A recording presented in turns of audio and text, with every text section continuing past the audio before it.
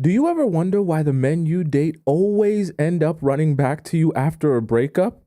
Isn't it strange how, even when he does come back, it seems like it's for every reason except to finally treat you right in the relationship?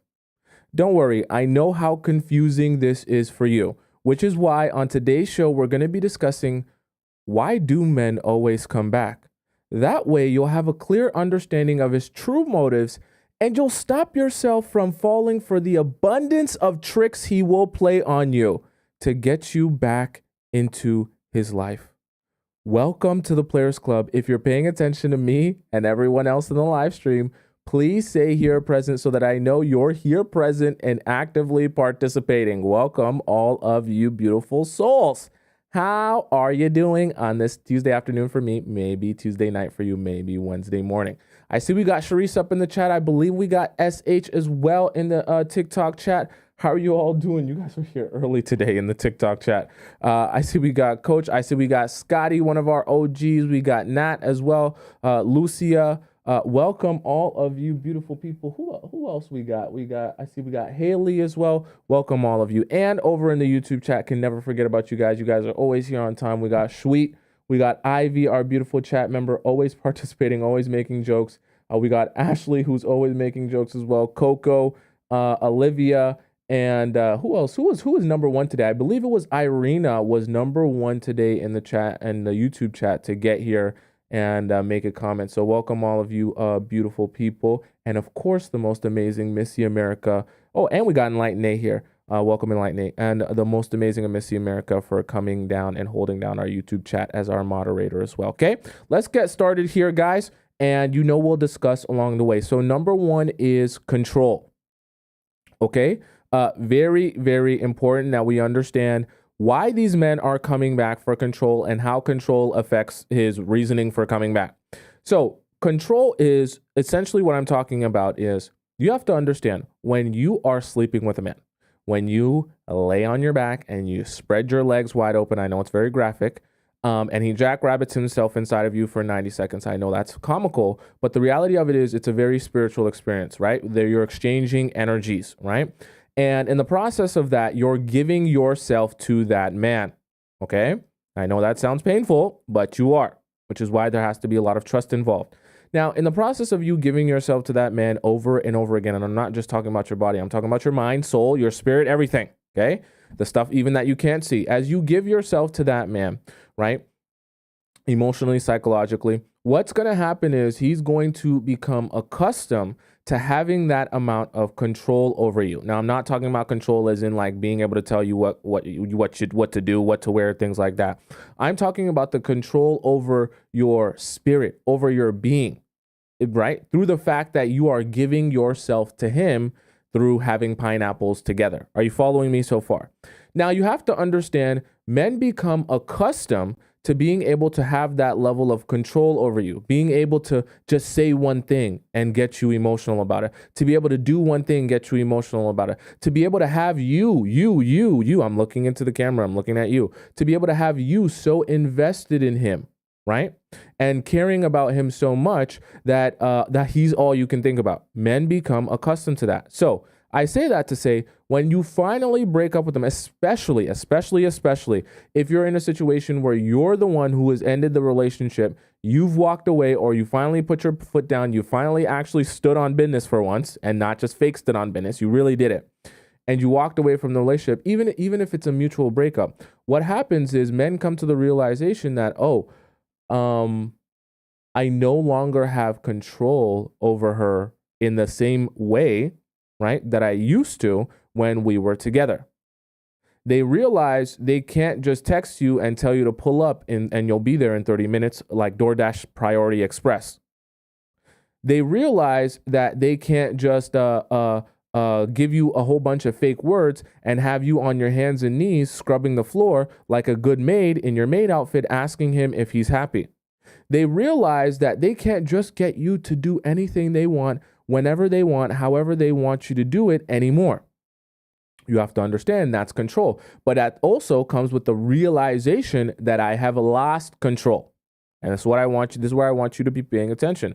When men begin to realize that they have lost control over you specifically, they're naturally inclined to say, I don't like that. I like having control over that girl. I've become accustomed to having control over that girl emotionally, spiritually, psychologically. So I'm going to come back in an attempt to regain my control over her. It's the same reason why guys will come back in ways, and this is why I want to cover all of this. It's the same reason why guys will come back in different ways that make it seem as if you're not even here to build a relationship. It seems like you're here for a different reason other than to build a relationship, but you're still coming back. However, I'm still confused because I don't feel like you're coming back to build a relationship. I feel like you're coming back to do something nefarious, to do something very different than build a relationship here, which is why I'm trying to help you understand why that confusion sets in for you, right? Why it feels like there's a misalignment between what you think he should be coming back to you for, which is to build a relationship, and what it feels like and looks like he's actually coming back to you for, which is something very different than to build a relationship, okay? So I'm helping you understand this by one of the ways is the control. He wants to regain or recognize that he still has control over you. It's the same reason. I'll give you an example of guys trying to regain their control over you. So for example, let's say you've ended your relationship with the guy and it's been about 2 to 3 months. What a lot of guys will do in order to try to regain their control over you, they're going to text you something out of the blue and they're going to say, girl, it's been 2 months and I haven't seen you, and you know how much I miss you. I miss your touch. I miss sleeping in the same bed as you. I miss spending all this time with you. Don't you remember how we would wake up in the morning, we would look in each other's eyes? And don't you remember how we told each other that we were never going to leave each other and we were going to be together forever? I just feel like I miss those days. I feel like I miss those times when you would wake up in the morning and you would cook me Eggo waffles with the maple syrup. You know, the fake syrup, not the one that's really from the maple tree like the fake one, but it tasted so good because you made them. And I just want to be with you again. Do you think maybe you could come over one more time and you could just make me those Eggo waffles?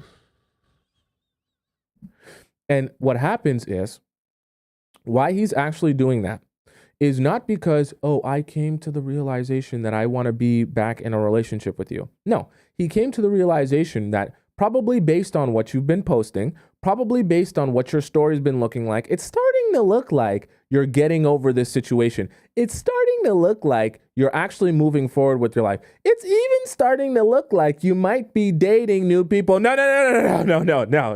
He doesn't want that. No, 100%. He doesn't want that.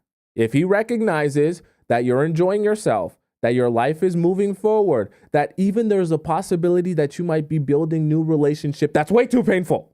And that is an acknowledgement that he has lost control over you. So the guys are going to say, you know what? I got to test just how much control I still have over her. So he's going to throw literally and figuratively the kitchen sink at you to try to get you to fold or to try to get you to break so that he can recognize that he still has control over you. And this is where a lot of you end up getting confused. See, after he says, please come over to my place and cook those Eggo waffles like you were doing for me back in the day, you start shedding a tear. You're like, oh my God, I think he misses me. Oh my God, like he really recognizes my value. Like, oh my God, like look how badly he wants us to be together again. And so you go over to his house, you cook him those Eggo waffles, and you also open your legs and allow him to penetrate you. So he gets 2 breakfasts instead of 1, right? And after he finishes jackrabbiting himself inside you, he sends you back on your way with nothing to show for what you just did.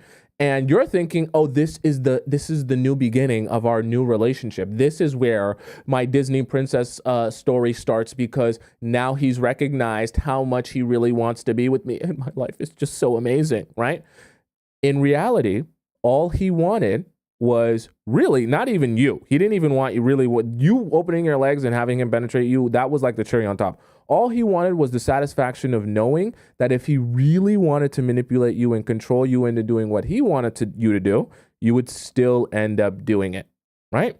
And that's the satisfaction that he wanted from that situation. And when he gets it, he is satisfied until it's been another 2 to 3 months, maybe 3-4 weeks. And he feels like, are you moving on again? Are you getting a backbone? Are you getting a spine? No. I don't want you to feel like you don't need me anymore. I don't want you to feel like, you don't want me in your life anymore. I'm going to do what needs to be done to get my control back. I want my control back. Don't think you're going to walk away from here without giving me my control back. Okay? I want to recognize my power. You get what I'm saying? And I'm not saying this to scare you. I just want you to, I don't want you to be easily fooled into thinking that, oh my God, it's been 3 weeks. And magically in the 3 weeks that he has recognized all the mistakes that he's made and he's ready to make a 180-degree change. And he's going to be a different person with me overnight. Let's just be so for real. That's not happening. What's actually happening is likely one of these few things that I'm talking about, which is the reason why he comes back, which is also the reason why men will come back in many different ways. And a lot of the times they do end up coming back, but they're all coming back for slightly different reasons. It's not all going to be the same reason, which is why it's not all going to feel the same. Okay. Does that make sense? Someone says, what about if it's been 2 years? I mean, theoretically, someone can change in 2 years, but you also have to recognize that while that is possible, the likeliness of someone who has mistreated you coming back after 2 years and treating you a completely different way is highly unlikely. So you holding out hope that, oh, this time passing has made this situation take a complete 180 and this will be drastically different. That's hope, yes. But that's not reality. And that doesn't necessarily mean that. Time can pass and it will still be the same relationship it's always been. Now, I don't want to say that that's never possible, but I just don't want to give you guys false hope where you're feeling like, okay, so if it's been 3 months, then everything will be different now. Not necessarily. And a lot of the times it's not going to be different, which is why I want to give you the more realistic view of what it actually is. Okay? Does that make sense to you guys? Right? Right? So, control was number 1. Now, number 2, I need to discuss with you. Number 2 is ego. Okay? You need to understand that the men are in love with control, and their ego will drive and motivate them to do a lot of different things. Okay? Never lose sight of the fact that a man's ego will have him doing things that you could never imagine doing yourself. And you also have to understand that there is a feeling that guys get knowing how they can manipulate and control you. Obviously, we talked about control. But guys also enjoy knowing that they have that much power. The ego is kind of related to the power. Men can easily get drunk with power. And you have to understand, being in a relationship with someone who has submitted themselves to you, that's power, okay? I know that it sounds really harsh and really, horrible when I say it like that, but it's the truth. Having someone else, having a woman submit to you, that is power. Now, you can be responsible with that power, or you can be irresponsible with that power. Like in Spider-Man, they say, with great power comes great responsibility. So you have a choice there in how you're going to utilize that power. Not everyone utilizes it responsibly, but there's a choice. So I say that to say that power feeds his ego and feeds his ability to look in the mirror and say, I, big, strong man. I, strongest, most capable, intelligent man in all the kingdom. No man shall ever cross me. My muscles too big, my mind too strong, my tools too sharp. I shall take down any imposter who tries to present themselves as stronger than me. I am the most strong, capable man in all the land, right? It sounds very cavemanish. That's because it is. That's because we never grew out of that. We just matured as a society and became more complex. So the ways that those ideas and concepts present themselves are slightly different. In their concept, though, like in their foundation, they're the same. So what I mean by that is him having power over you and control over you, you submitting to him. That power, right, feeds his ego, feeds his own self-image and self-worth. Guys also like validation as well. They just get their validation in different ways. So they get their validation from knowing how much control and power they have over you, okay? Because it makes them feel like a really strong, capable man if they can have control over you in ways that no one else would be able to have control over you, right? That's power. So in recognizing that power, that's feeding his ego. So what do you think happens when you guys finally break up? Now his ego is going to take a hit, because after a while, even though he can say, yeah, I'm the biggest, baddest man in all the land and I'm single now, I get to do what I want. After a while, when he starts to see that you're doing well, when he starts to see that you're enjoying your life, when he starts to see that you're going out on dates, when he starts to see that like you don't look like you're really caring about the fact that you guys have broken up, you're not distraught anymore, you're not like a sad wallowing puddle of putty just crying in your bed sheets all day sniffing his boxers, he starts to say, that's not really doing the thing that I want for my ego, because it doesn't really make me feel like I still have power and control over you, right?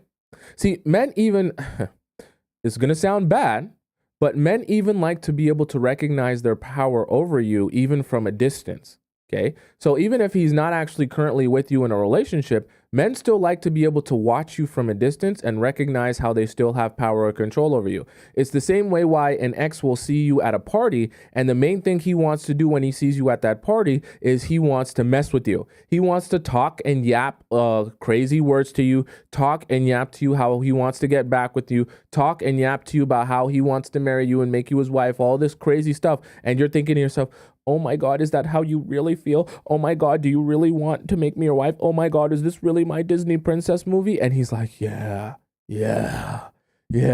See how much control I have? Yeah.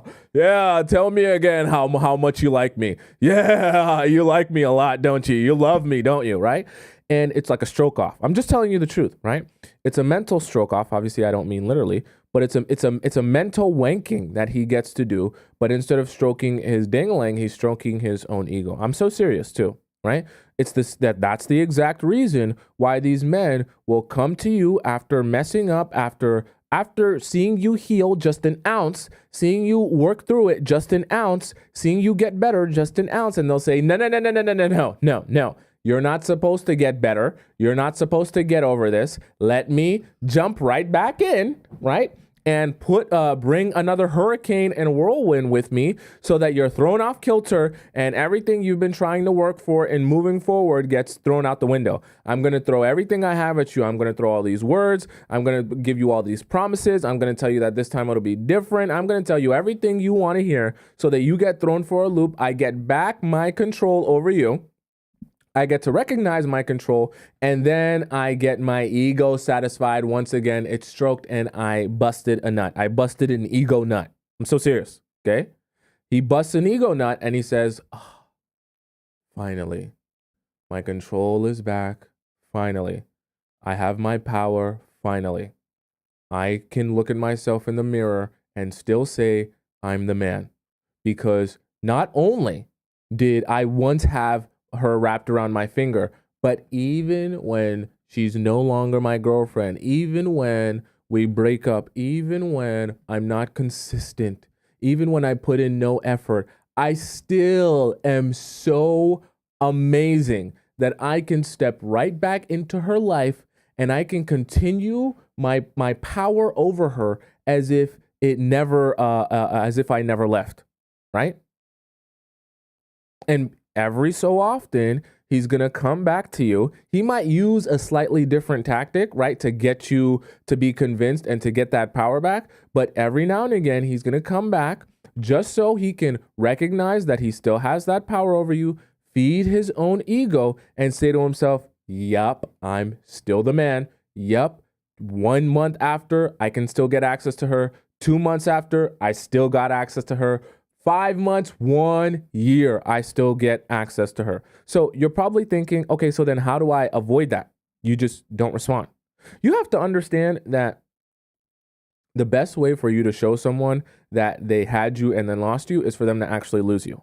Some of you are jumping back into it thinking that, oh, you're going to tell me something different now. And with your words, you're going to convince me how this is all going to be more like my Disney princess movie, or let me just hear you out for what you have to say. And majority of the time, and 99.9% of the time, those men have nothing to actually offer you except the same thing that they've been offering you, which is 90 seconds of jackrabbiting themselves inside you in trauma.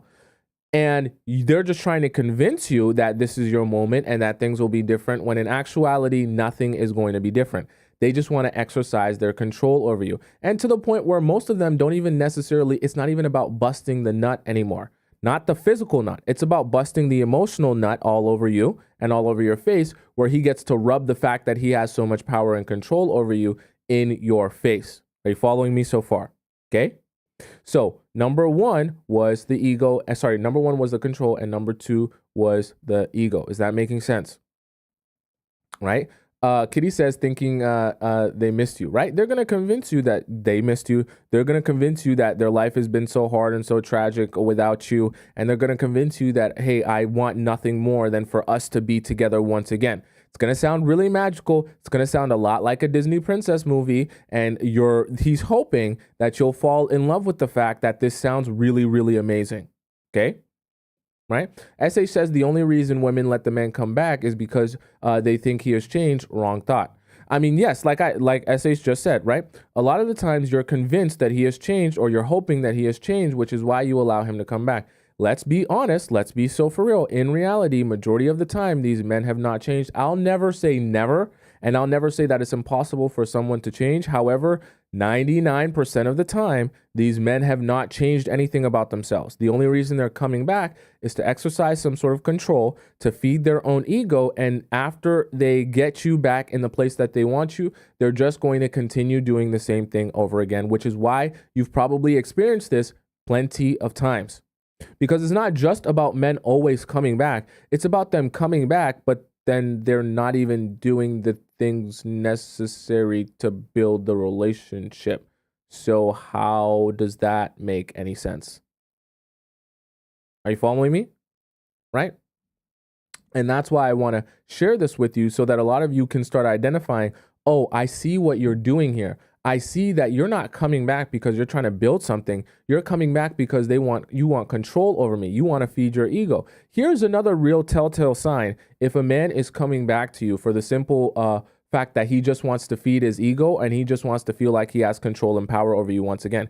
If you notice that every time he comes back, he makes it seem like a wave of emotion hit him. And in that moment, he had to send you a text message, even though, where's my phone?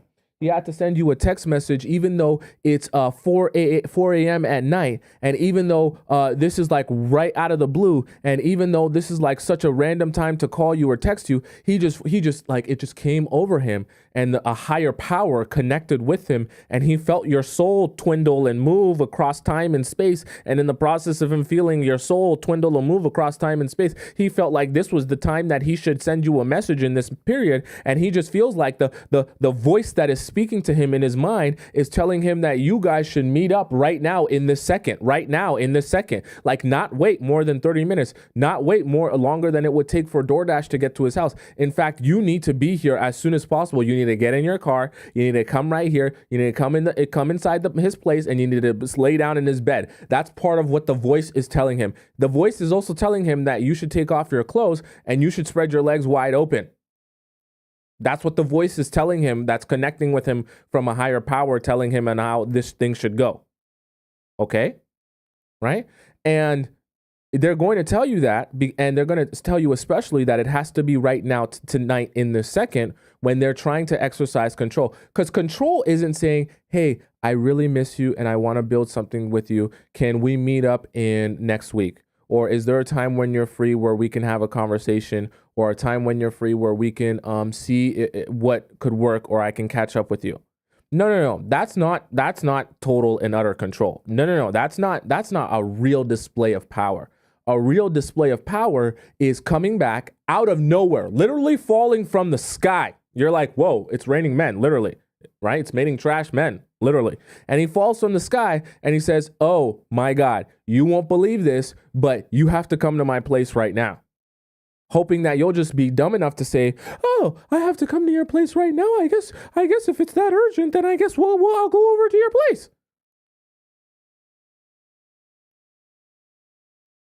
And that's how he exercises his power over you, right? By getting you to move right then that second.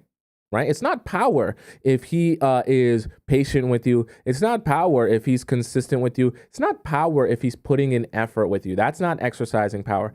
Exercising power is getting you to move your body. Do what he wants you to do right now, in this second. Right? But he's going to hit you with all of these realizations that he's had to try to convince you to move right now in this second. Right? That way he can get what he wants. That way he can recognize his power. That way he can feed his own ego. Okay? Who says, "Are you my ex?" Sounds just like him. I'm not your ex, but I definitely know how men think and how they operate, which is why I'm giving you this information so that you can all better understand how men think and how they operate. Now, when I explain it to you, it's going to seem a lot more clear to you, right? When we break it down like this, it's going to seem very obvious to you what guys are trying to do when they come across you this way. Does that make sense? Okay. So, number one was control. Number two was ego. Okay. Number three, okay, this is stop pooping time. Number three, this is stop pooping time. Stand up straight in your bed or in your chair, whatever you're doing. Pay attention. Have your ears perked up. No weird stuff. Okay. You're listening to me. You're looking in my eyes. Look in my eyes. Okay. Very important. Number three, he's here and he's coming back to you because he's attempting to downgrade you. I want you to be paying attention to this. Stop what you're doing. Okay. Perk your ears up because this is very sneaky. And a lot of you don't realize that this is happening until it happens to you. Okay. And it's happened to a lot of you. I can even see it in the Discord.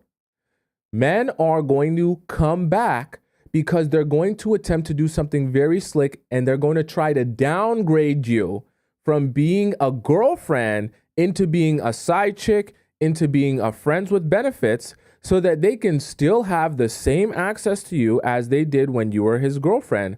But now there's no commitment to you. See, the thing is, this is why it's so slick and I want you paying attention. But the thing about it is, the guys, you don't realize when he comes back to you that he's actually downgraded you because he makes it feel like as if the relationship is just hitting resume, right?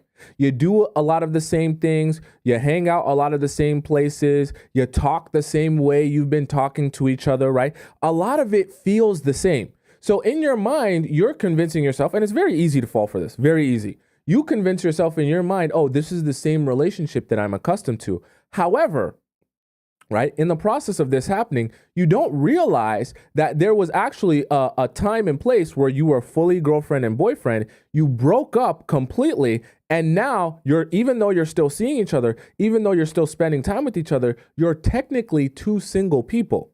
It just feels familiar to you because that's the same person you were just dating and your feelings are still existing for that guy. This is why it's very slick and very smart for the men to do, right? And they're very slick when they do this because when they make you feel as if the relationship just took a resume, you treat it because you're attached, you're invested. You treat it like a relationship. You're loyal to him. You clean his underwear. You do his laundry. You do his bed in the morning. You make him breakfast. You cook him dinner. You come over to his place. You sleep over. You do everything that you were doing for him when you guys were together. But unbeknownst to you, you're not actually together anymore. In fact, in reality, you're two single people and you're the one giving him girlfriend treatment while he takes a step back and says, yeah, I'm just kind of seeing how things play out. But because you're already invested, right, from the previous relationship that you had with him, all of a sudden, right, now you find yourself in a relationship that you consider a relationship, but is technically not a relationship. And so very easily, you go from being a girlfriend to being a friends with benefits. How did that happen? The guy that was once your boyfriend is now treating you like a side chick or treating you like he would a friends with benefits. Because while you give him girlfriend treatment while you're around for the time that you're around, when you go home, he goes and he sees other girls. He goes and he hangs out with other girls. He goes and he spends time out doing exactly what he wants to do. And he doesn't have to be responsible to you. He doesn't have to answer any of your questions. He doesn't owe you anything. He doesn't have to even be consistent with you because you're not his girlfriend anymore. And the thing about it is, this is why it gets very tricky for you, because even when you recognize, hey, you're sleeping with other girls, or hey, you're literally going out and you're doing whatever you want. You're talking to other people. You're being out as long as you want. You're not treating this like a relationship. Well, then this is what he says to you, and this is where you get stuck between a rock and a hard place. He says, "Well, we're not in a relationship. We're just trying to see if we can get back to where we were." And then you say, I guess you're right. We're not in a relationship. And I guess you're right. We're just trying to see if we can get back to where we were. But the thing about it is, and this is why it's very slick, you never end up getting back to where you were. You never end up being a girlfriend again. It never ends up going into the direction where you guys are now in a stronger relationship. You only end up continuing to live in your downgraded title, where you're now a side chick or you're like a friends with benefits. He gets to utilize you over and over and over again. And I'm not just talking about utilize you for what's between your legs. I'm talking about utilize you as in giving him girlfriend treatment, cooking him dinner, washing his clothes, doing all the stuff you would do as a wife. Okay. Or as a girlfriend, you continue to do all of those things. And he says, perfect. I'm perfect. I'm getting exactly what I want, exactly how I've been wanting to get it from her. I still have my control. My ego is still fed, and I owe her nothing. Even when she does bring up issues or problems, I can pass off all of her issues and problems on the fact that we're not yet in an actual relationship. It's perfect. I'm literally in a situation that's foolproof. I get what I want. I don't have to live up to any expectations or standards. And if she ever were to get upset, I just pull my trump card out, right? I pull my trump card out by being able to tell her this isn't a relationship anymore, right? Or even, right, he'll pull out what we call hopium. I seen someone say it in the comments one time, and I like that. We call hopium. It's the drug that he gets you addicted to that'll keep you coming back, hoping for something to eventually turn into what he says it might turn into, but it never does. Okay. He'll pull out his hopium card to tell you, yeah, we're not in a relationship right now, which is why I'm dating and sleeping with other girls.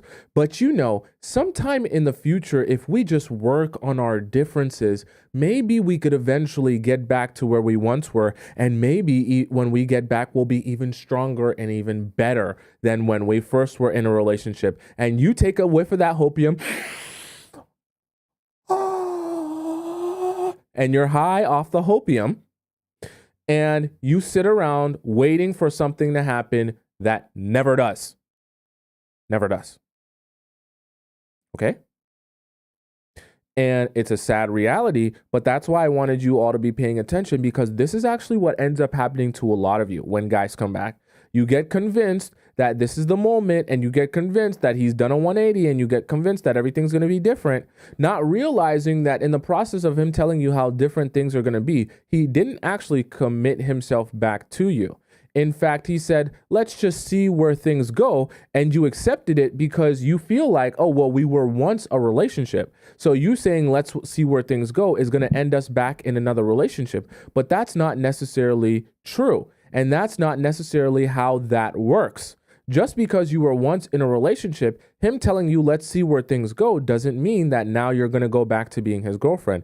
In fact, a lot of guys will recognize that you continue to treat him like you would when you were treating him when you were his girlfriend. And they realize, wait a second. Why am I rushing to be her boyfriend again when she's already treating me like I was her boyfriend? No need to rush. Let's just keep things how they are. And let me just relax so I can do my own thing. Okay? And that's the truth. That's the truth of the matter.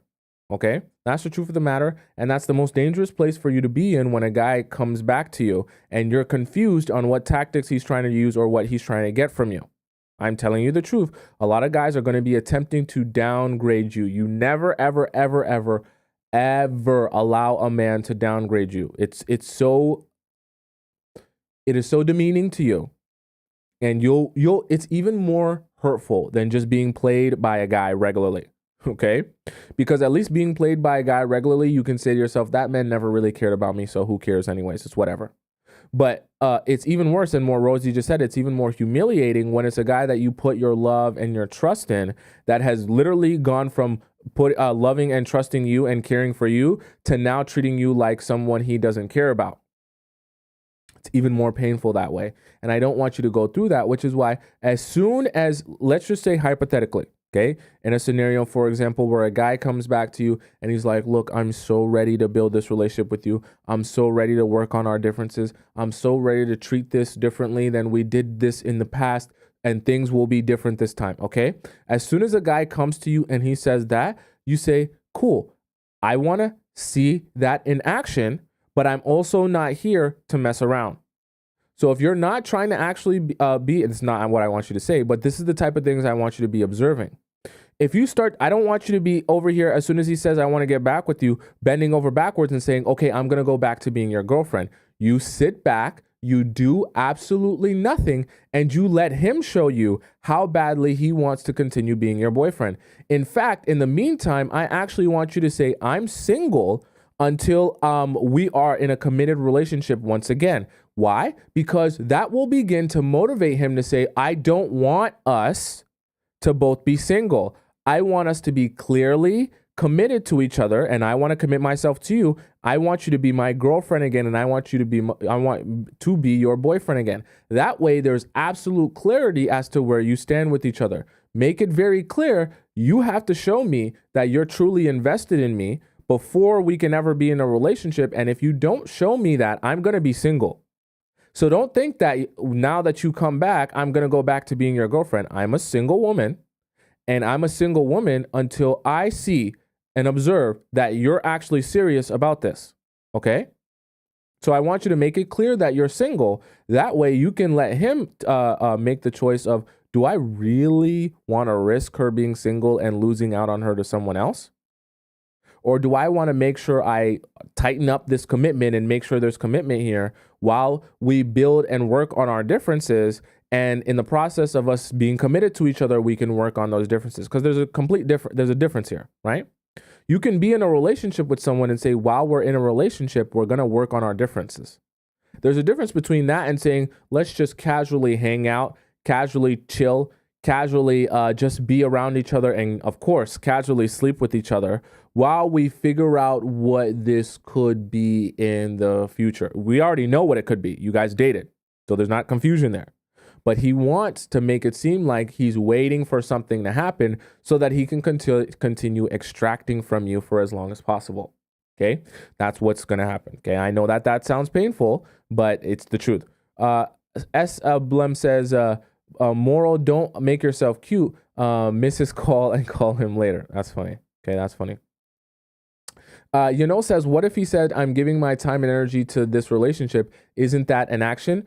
No, you just said it. Those are words. Saying that and doing that are two totally different things. And like I told you before, guys are going to come to you and make you feel like they're committed to you, but they're not actually going to say, we're back to being boyfriend and girlfriend. They're not actually going to say, I'm your boyfriend again, you're my girlfriend again, we're committed to each other once again. They're just going to speak words like, hey, I want this to work. They're going to say things like, hey, I'm in it for the long haul. Someone was sending a message in the Discord yesterday. By the way, send in your message if you haven't. But someone was saying in the Discord yesterday that her man the guy that she was talking to kept on saying, I'm not ready for commitment, but don't worry, I'm in it for the long haul. What does that really mean? Okay. Either you want the committed relationship or you don't. It's one of the two. There's not an in between, and guys are going to try to wordplay and work around it and talk around it without actually having to say we're boyfriend and girlfriend again. They're going to make you feel like, oh, I'm still, emotionally committed to you. We're just not boyfriend and girlfriend again. That way, when you realize that this isn't a boyfriend and girlfriend relationship, right, anymore, he can say, but I didn't actually say we're boyfriend and girlfriend again, right? And there's confusion there. I told you, the only person that gets hurt when there's confusion is you. because you commit yourself to someone who's actively going on dates, sleeping with other people, and connecting with other partners while you're emotionally, physically, and mentally committed to the one person. Okay?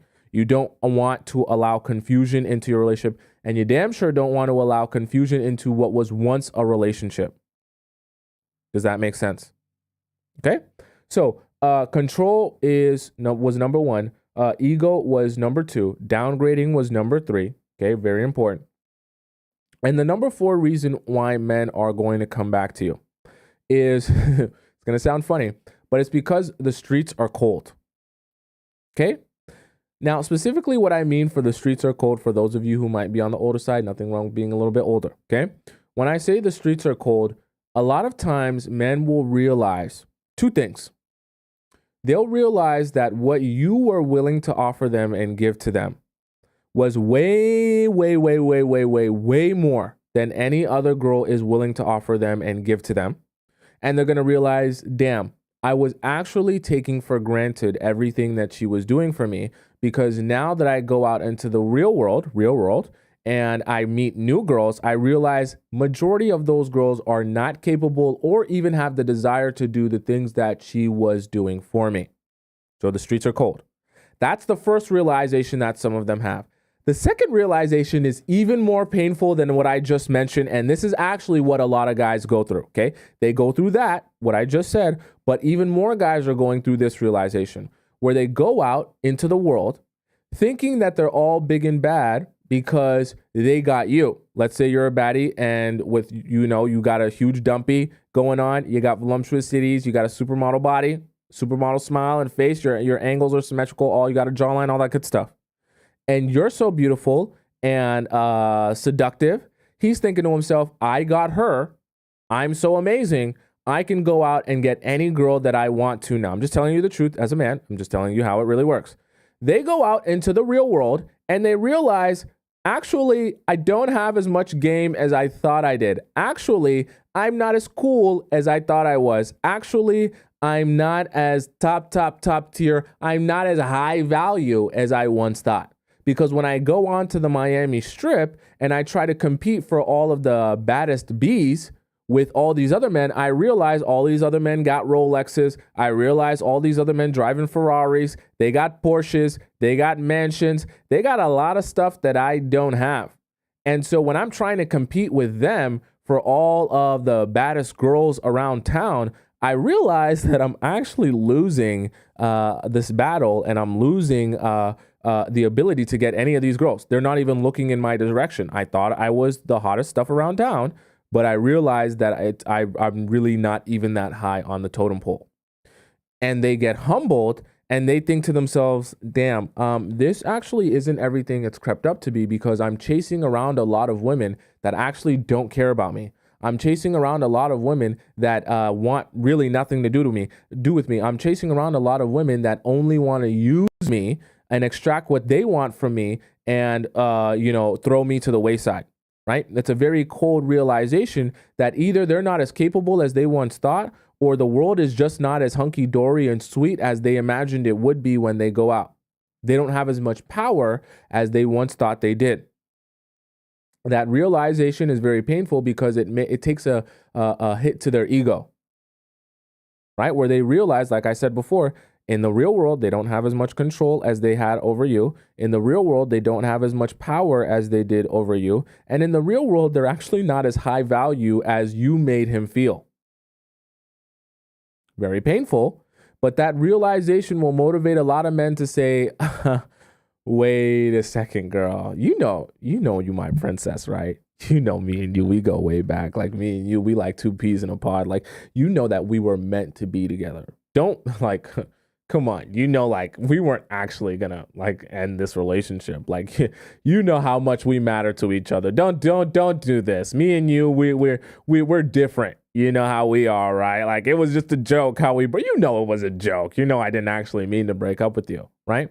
And they're going to come back on that, not telling you that part of the reason that they came back to you is because they realized none of what they thought the world was going to be when they finally broke up with you is how it actually ended up being. It's the same reason why I always tell you guys, that's why the men in relationships, they end up going, their graph is like this. It starts up here when the breakup is going on, and then exponentially it goes downhill very, very quickly.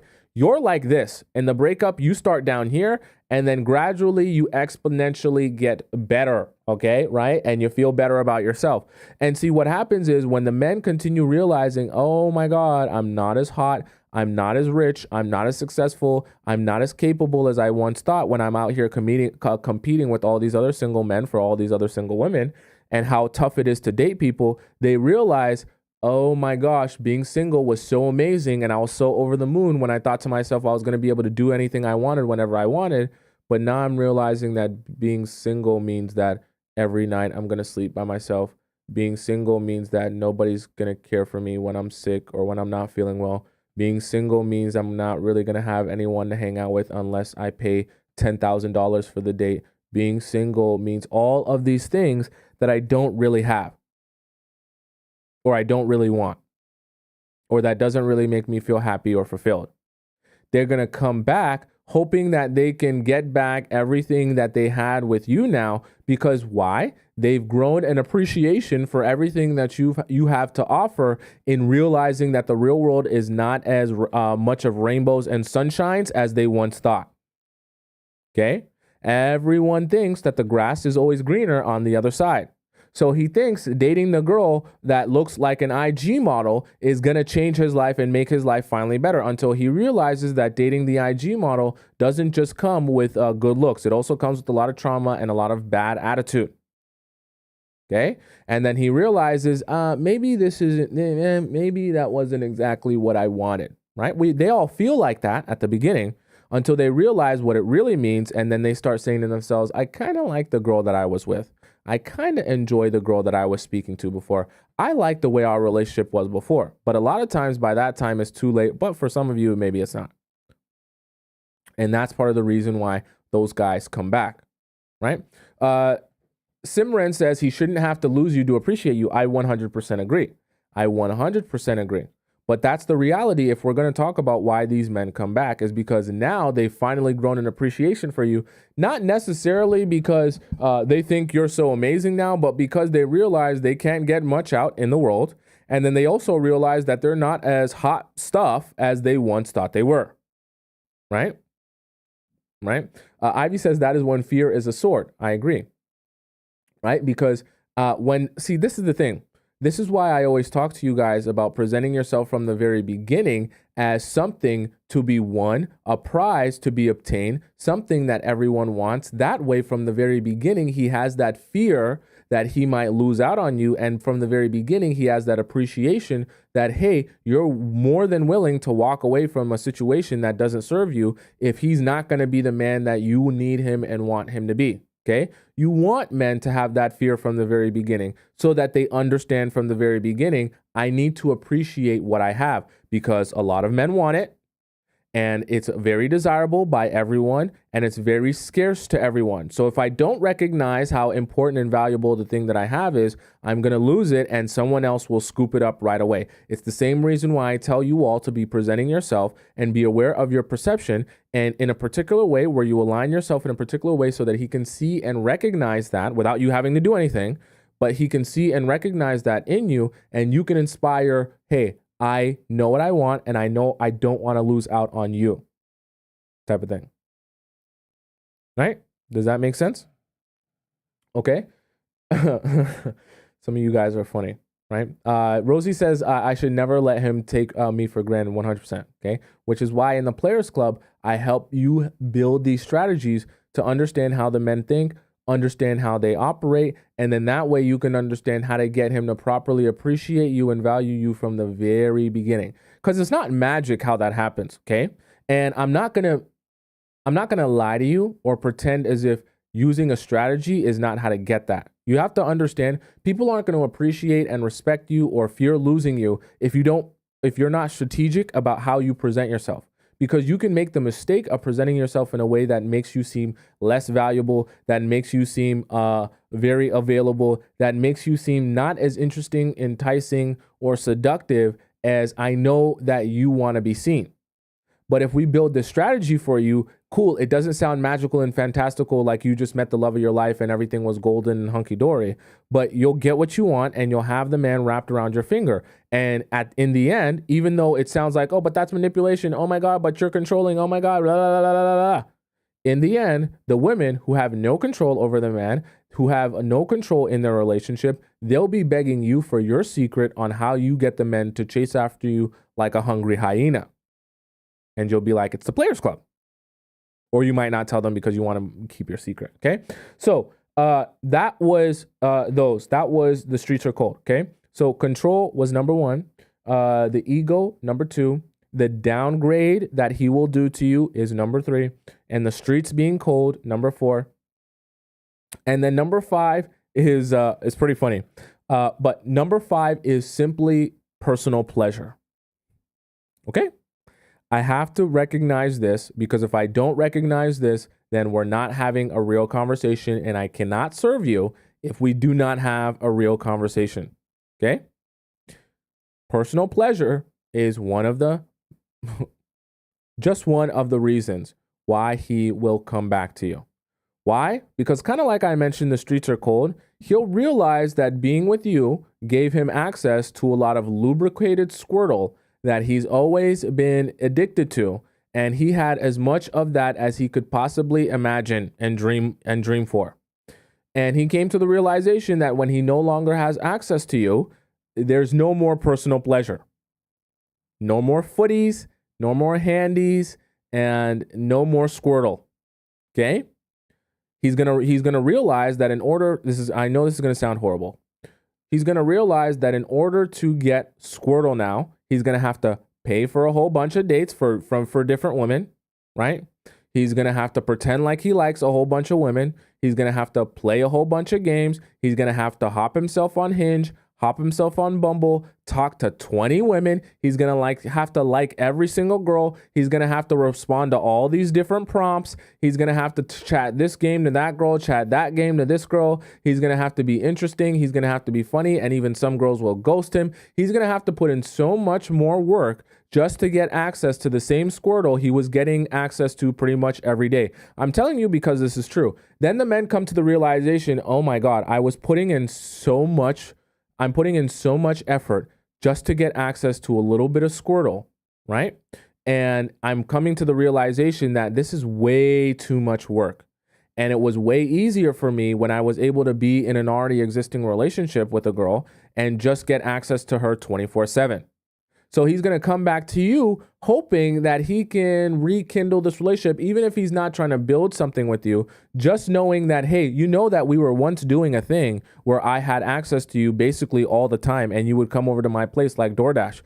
Do you think maybe we could go back to doing that thing where you would come over to my place at 2 a.m., 3 a.m., 4 a.m., and I would have access to you 24/7 all the time, 365, and you would be like Express Shipping, Amazon Prime, you'd be like DoorDash Priority? Right? He's going to ask you if you can be that for him because he wants back that personal pleasure. I know it sounds very cavemanish and very simplistic in the way of thinking, but I have to be honest with you. That's one of the many reasons, but one of the reasons why men are going to come back. They want that personal pleasure and they want the convenience of having regular personal pleasure. Okay? Now, obviously, he's not going, let's just be so for real, because I can't lie to you. I have to be real with you so that we can all be on the same page. Let's be so for real. He's not going to come back to you and say, yo, girl, the way your Squirtle lubricated, yo, you got that thing in between your legs and your dump truck. I love seeing it bounce all over me, yo. When your dump truck's bouncing on me, I lose my mind, girl. I need to go back to getting some of that dump truck. Can you just give me a little bit? I need that back. I need that back. You know, the pineapple videos, they don't hit the same. He's not going to tell you that. Okay? He's obviously not going to say that to you. What he's going to say instead is, oh my God, you know, me and you are like soulmates. You know, me and you, we connect through time and space. And like when we're apart, it's like I don't even feel like myself anymore. When we're not together, life doesn't feel right. Like the stars don't align when we're not beside each other. When you're not sleeping in my bed, it's so cold and it's so lonely. No one in my life can ever replace you. No girl has been able to take your spot. I won't even let a girl sleep on your side of the bed because I don't want them to think that they're ever you. I don't let no girls even like wear the shorts that I let you wear of mine when you came over to my house because I want those shorts to just be for you. He's going to tell you a whole rigmarole about how you're so special and about how, everything is different with you and about how, life is not the same without you. Okay. I don't want to say that anytime a guy tells you that, you believe it's a lie, but I just want you to help you understand, quite convenient that he would feel like that. And this wave of emotion would hit him in that particular day and time on earth, that he would realize that, oh my God, he needs to be with you so badly, and you are so much different than everything else he's ever experienced. Okay. I just need you to understand that those are one of the ways he's going to circumvent when he really knows that he just wants to have the same amount of access to you and access to your Squirtle that he once had. And he's trying to regain that access to that Squirtle, which is why he's telling you this fantastical, magical story about how, life is not the same without you. Okay. I have to be real with you, right? For some men, let's just be still for real. It's as simple as he loves getting that easy access to you. And when I say easy access, I just mean like if you're in a relationship, of course, he's going to be sleeping with you regularly. And so when he stops being able to sleep with you regularly, and then combined with the fact he goes out into the streets and realizes the streets are cold and he's not going to be able to sleep with a lot of women very easily without doing a whole bunch of work or a whole rigmarole, he's going to say to himself, maybe it's better for me to just be in this relationship with her, or at least be in some sort of situationship with her, because she's invested in me and I can probably get some free, easy access to her without putting in too much effort. And so the guys come back to you trying to see, is it possible for me to be able to get the same amount of access to you that I once had, and get the same amount of Squirtle that I once was able to get from you, but not actually fully committing to you? And so a lot of times that's what ends up the process of him coming back to you ends up being. The process ends up being him trying to basically sniff out, am I going to be able to still get access to you while not actually committing to you, while receiving all the same personal pleasure that I once did when we were together? Do you understand what I'm saying? Right? Dragonfly says situationship. Yes, exactly like that. And a lot of guys, like I said earlier, are going to downgrade you from being a girlfriend into putting your relationship now into a situationship where everyone's a bit confused about where you stand together and what things are supposed to be. Are you following me? Okay. And we don't want that for you. We don't want that at all. Don't do situationships. Okay. So do you guys have any questions about what we just discussed? I want to make sure that you guys are all understanding what we talked about today, right? Sunshine says, now that's the problem. I'm in a situationship and it gets on my nerves. I'm in a situation and it gets on my nerves. Yes. And you should avoid as much as possible being in a situationship because it only leads to confusion. And the only person that wins when you're in a situationship or you're just in a confusing state of being with a guy, the only person that wins is the guy, truly. Because what happens? You end up sleeping with him. You end up sleeping with him, even though he's not committed to you. And then what does he do? After you walk out of the house, he starts texting, messaging other girls, and he goes and sleeps and builds relationships with those other girls while you're still there attached to him, wanting to build this relationship with him. Okay. Someone says how to avoid a situationship. I actually made a whole live stream show about that. So head over to my YouTube because I'm live on YouTube and TikTok at the same time, where you can find that video on that in my live section. Okay. Right. Does that make sense? Ivy says, I don't do situationships. I would hope not. You spent a lot of time in the Players Club. Okay. You're a very active member of the Players Club. So I would hope you don't do situationships by now. Kitty said the sunken place. It is like that. It is like that.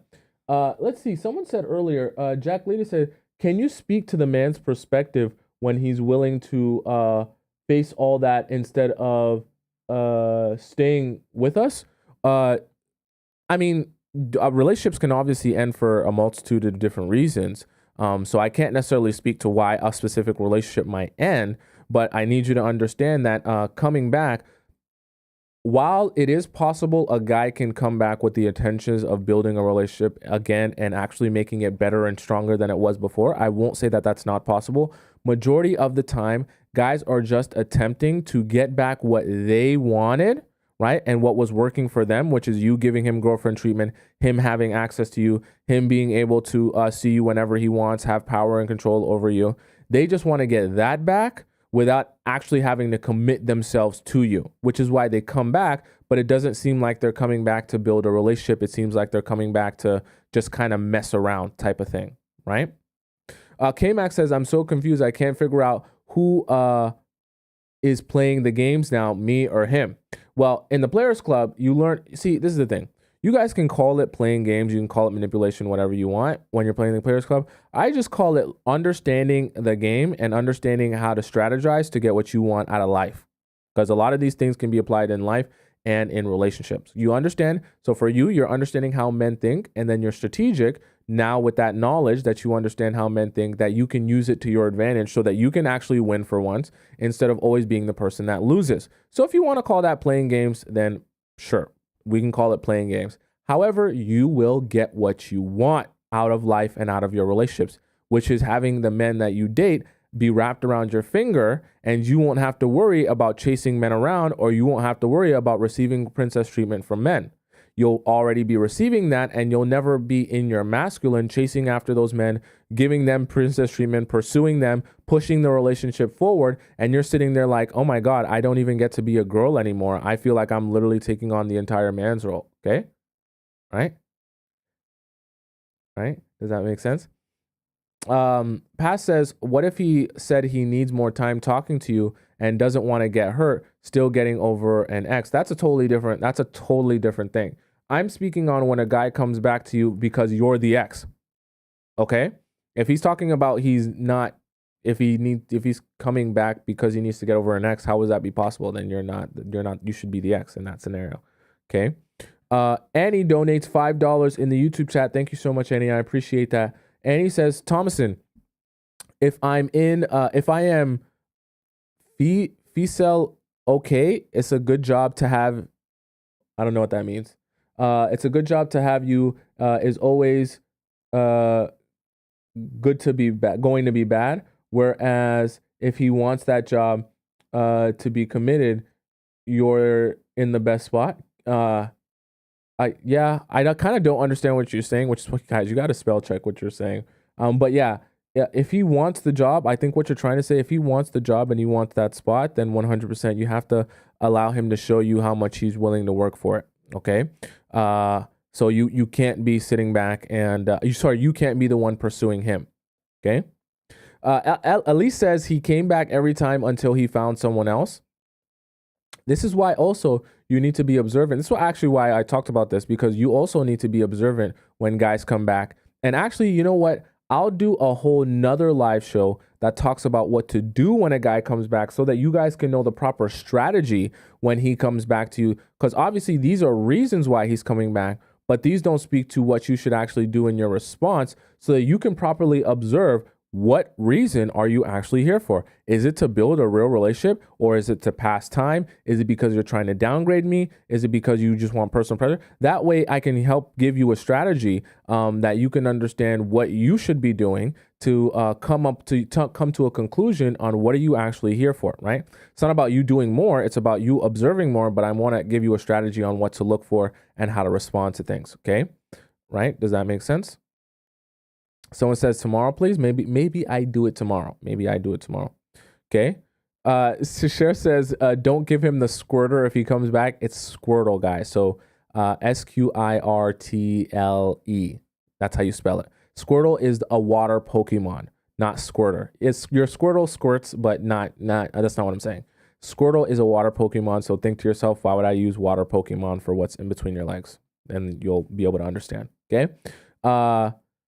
User says, so it's better to keep no contact. So if this is the thing. When I explain to you guys the strategy that you should be using, if you come to the conclusion when I give you the strategy that he's only here for one of these reasons that we talked about here, then you just ignore him and you know he's not serious. Now, I never want to say never that some guys won't come back to you and they'll be serious about building a relationship, because some guys will be, but I don't want that to be the thing that you you're focused on and thinking that that's what's happening, because that's not necessarily always what's happening. Does that make sense? I see a lot of you guys like, yeah, we want the steps. So yeah, probably tomorrow or this week, we'll do the actual steps on what to do when a man comes back. Okay. Does that make sense? So with that being said, it is time. Okay. Let's get ready to rumble. What time is it, chat? Let the rest of the chat know exactly what time it is. I want to see you spam it. If you don't spam it, I'm going to be very angry. Okay? You better get hyped up. You better get emotional. You better be on the edge of your seat. You better be ready to do this. Okay? Blum says 2308. No, that's not the time I'm talking about. Don't be looking at your watch. Don't be looking at the clock. Don't be looking at your phone. Unless you're watching this. Okay? There's a different type of time. Okay? And that time is a time that will change your life. Okay? There's a special time. Special time. Special time. Someone said it's chapstick time. No, it's not chapstick time.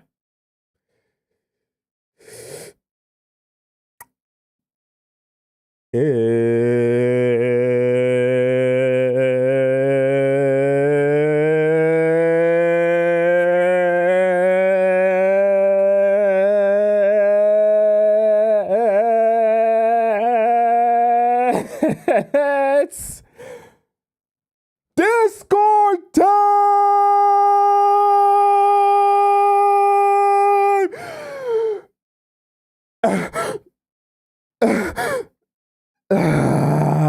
Let's go. It's Discord time. Let's go. Let's do this. If you're unfamiliar, Discord time is when we hop into our Players Club Discord, where all the Players Club members are. You're not a Players Club member if you're not in the Discord, by the way. So we hop into the Discord and I answer all of your relationship advice and situationship questions live on the show. And you also get the 2 cents from the chat as well, who has some amazing things to say as well. Okay. This one we have already opened. I just want to close it just so I can mark it as read. Okay, yeah, we already did that one. Next, so today we're gonna start off with Sasha effin Fierce. Nice, I like that name. Thoughts and advice. Okay, Sasha. Hi, Thompson. So tomorrow will be a month since I've been with my boyfriend. I'm 18, he's 19. Okay, not that I don't want to answer you, Sasha Fierce. Love the name. But we have a policy, a rule in the chat, in the Discord. We are not going to do questions for people who are under 20 years old. Not because I don't like you, Sasha Fierce. I want you to keep watching the show and I want you to keep getting value from it. It's only because when you're that young, you really should just be focusing on yourself and not on boys. Because the boys that you're dating are going to be so not understanding how they fit into the world. They're not even grown men yet. So there's nothing they can really do for you in terms of being a good leader, in terms of being a man, in terms of being intentional. They can't even yet they don't even know what they want to do for their career. Okay. At that age, they're figuring a lot out. So a lot of the situations end up, the only solution is focus on yourself. You understand what I'm saying? Not because I don't like you, Sasha Fierce. It's only because a lot of those situations at that age, there's not much you can do about that. The man's 19. He doesn't even know what he wants in his life. How can he know what he wants with you? Next we have dating my gym crush. Not to be mean, that's just the rule, guys. Next we have dating my gym crush. I go to the gym 5 times a week and was introduced to a guy I had a crush on. He asked me for my number and a date. Our first date was great, so were the several dates after that. Although we were only going on dates once a week, we were seeing each other every day at the gym. Okay. Uh, this is kind of awkward, but let's go on. It's awkward because what are you supposed to do if it ends? Let's go on. I had told him that I don't use my phone much since I have a daughter, and that definitely threw him off. I think he took some of my lack of texting as I'm not interested in him if we didn't have plans on the weekend. I wouldn't text him, and then I'd arrive at the gym on Monday morning. He would be a little moody with me. That's pretty funny. It's funny, but he's the one uncomfortable. Let him be uncomfortable. Don't ease his anxiety. He'll be fine. Okay, he's a grown man. We continued seeing each other, but I brought up some concerns about compatibility and our age difference. I'm 29 and he's 25. Okay, I mean that's not that big of a deal. You're probably in a similar place mentally at that point. Okay, similar. The impression I had gotten is that he has low self-esteem. You're attracted to guys with low self-esteem? Okay, that's fine. He seems to question himself on a lot of things and comes off as insecure and unsure of himself sometimes. Is that attractive to you? Everyone's into something different. You doesn't seem very attractive. Anyways, let's go on. And that's what led me to feel unsure about our compatibility. I like confident men. Okay, so yeah, you're identifying that this is kind of making you dry. I thought so. I was like, what's going on? We continued seeing each other, but then he started playing the hot and cold game. I'm also going to mention that we dated for 2 months and no pineapples. Okay, that's good. I told him if he's unsure about me, then we're better off parting ways and keeping it friendly in the gym. He agreed. After that, he disappeared for the gym for 3 days. Of course, yeah, it's too awkward for him. That was extremely unusual as he's in the gym 7 times a week. That's kind of like me. I texted him to ask if he's all right, and he didn't respond. The next day, he came back to the gym, and he doesn't acknowledge me. I mean, he's not obligated to, but I get it. Okay. Since we have a mutual friend, group of friends, it's obvious he's ignoring me. I mean, you kind of told him, like, okay, I'm not saying that you forced him to not be in this relationship, but like, you're not anything now, so you're not building anything. He doesn't owe you to be like your friend type of thing. So don't get offended now. Like, okay, it's fine. Like, not everyone's gonna be okay with just being your casual friend. Although we both clearly made the decision to end things, I really want to understand his behavior as I did like him. See, I getting the feeling by what you're saying now, the anxiety that it's making you feel that he doesn't seem as interested in you as he once seemed to you is making you feel like you need to do more now. You're getting in that territory. I'm fine with parting ways with him. No, it seems like you're fine with parting ways with him as long as he still seems interested in you and not disinterested in you. And I haven't tried to talk to him at all whilst we're in the gym. I would hope not.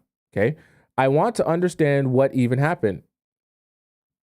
The pettiness is throwing me off. Have I hurt the fragile male ego? Why the silent treatment? Also, just to add in some additional context, our entire dating dynamic was him pursuing me, him setting up dates, texting me, walking to my car after the gym, consistently asking me when I am free, and all of that flopped during the second month. This is part of the problem, RK25.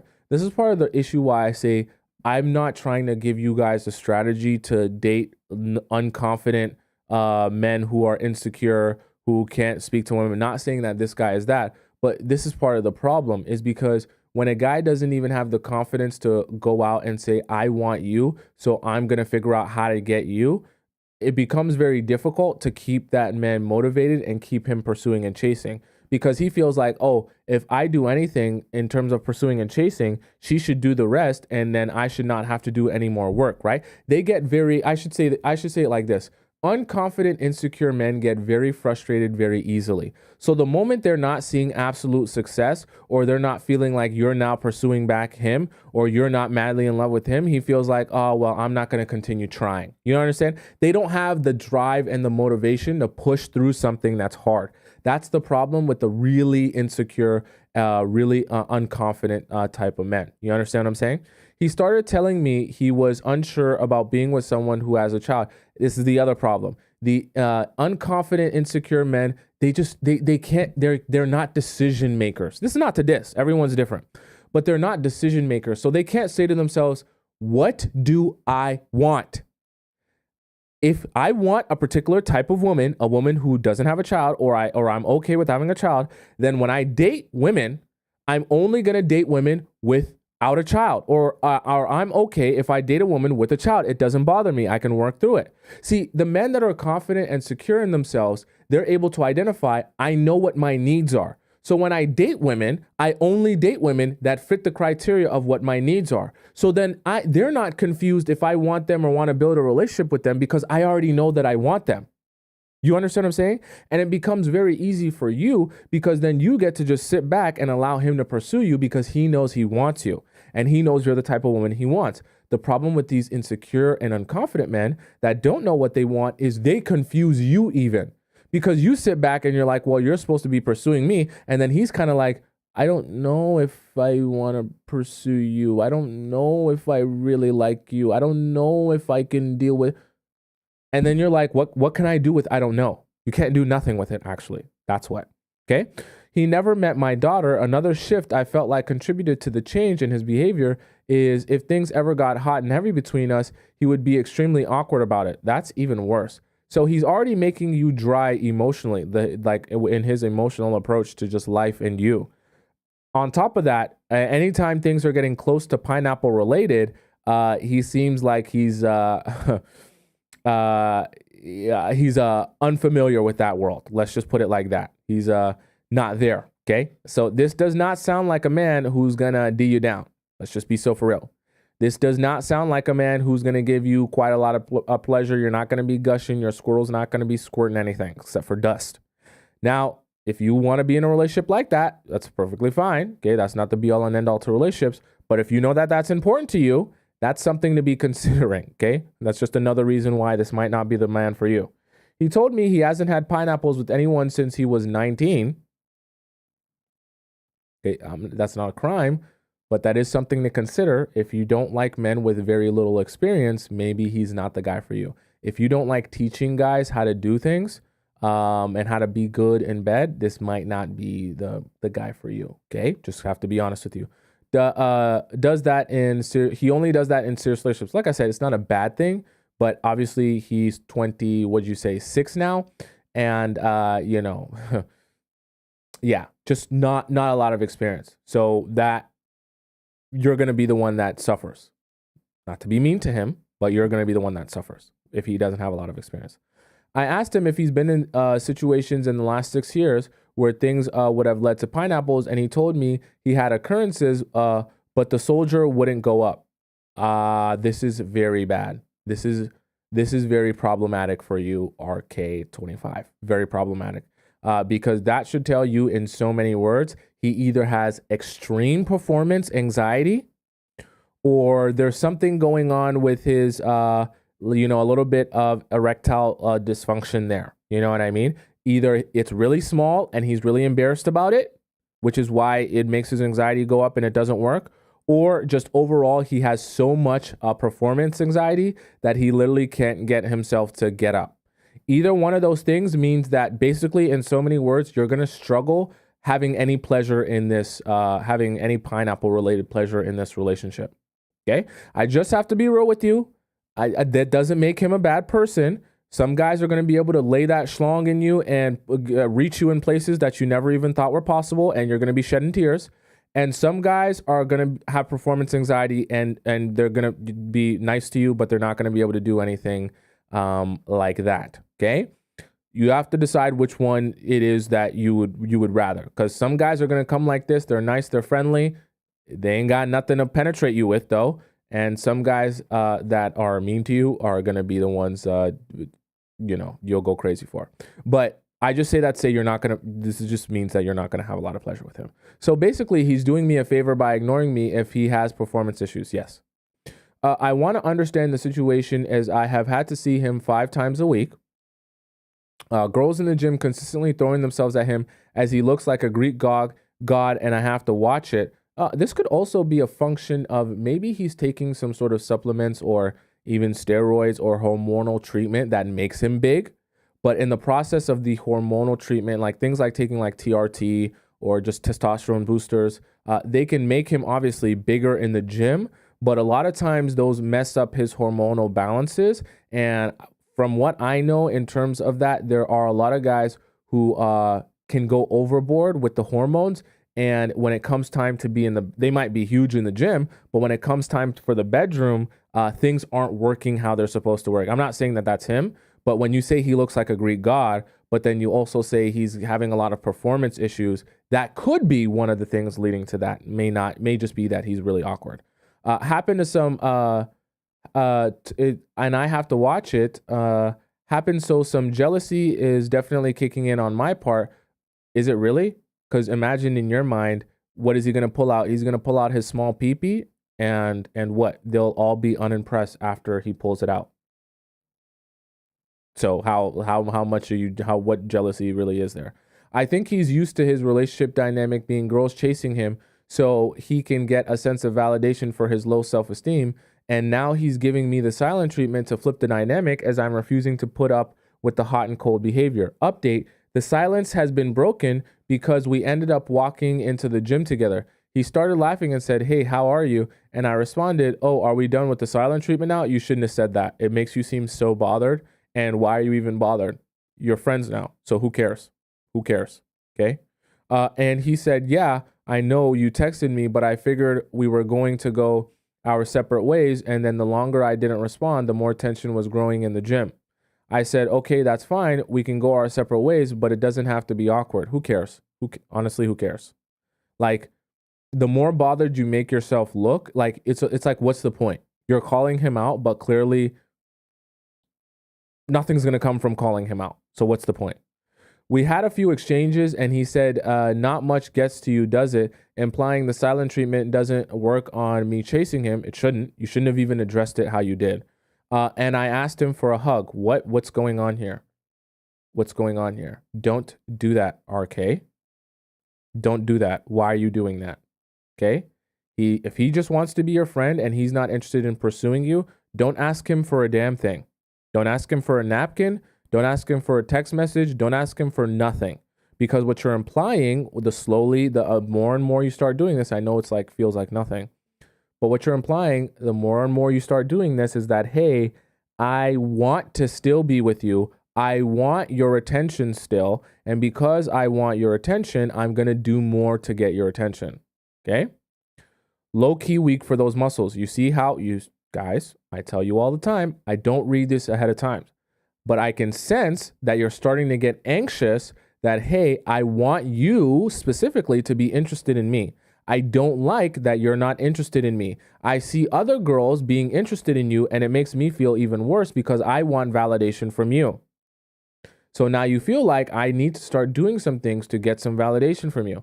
He was walking into the changing room, and said, "Hold on, let me change." Don't you have separate boys and girls changing rooms? What are you talking about? I went to begin my workout and he basically went about his workout. But in passing, I said, "I still have a bone to pick with you. Why are you doing this? Why are you doing this?"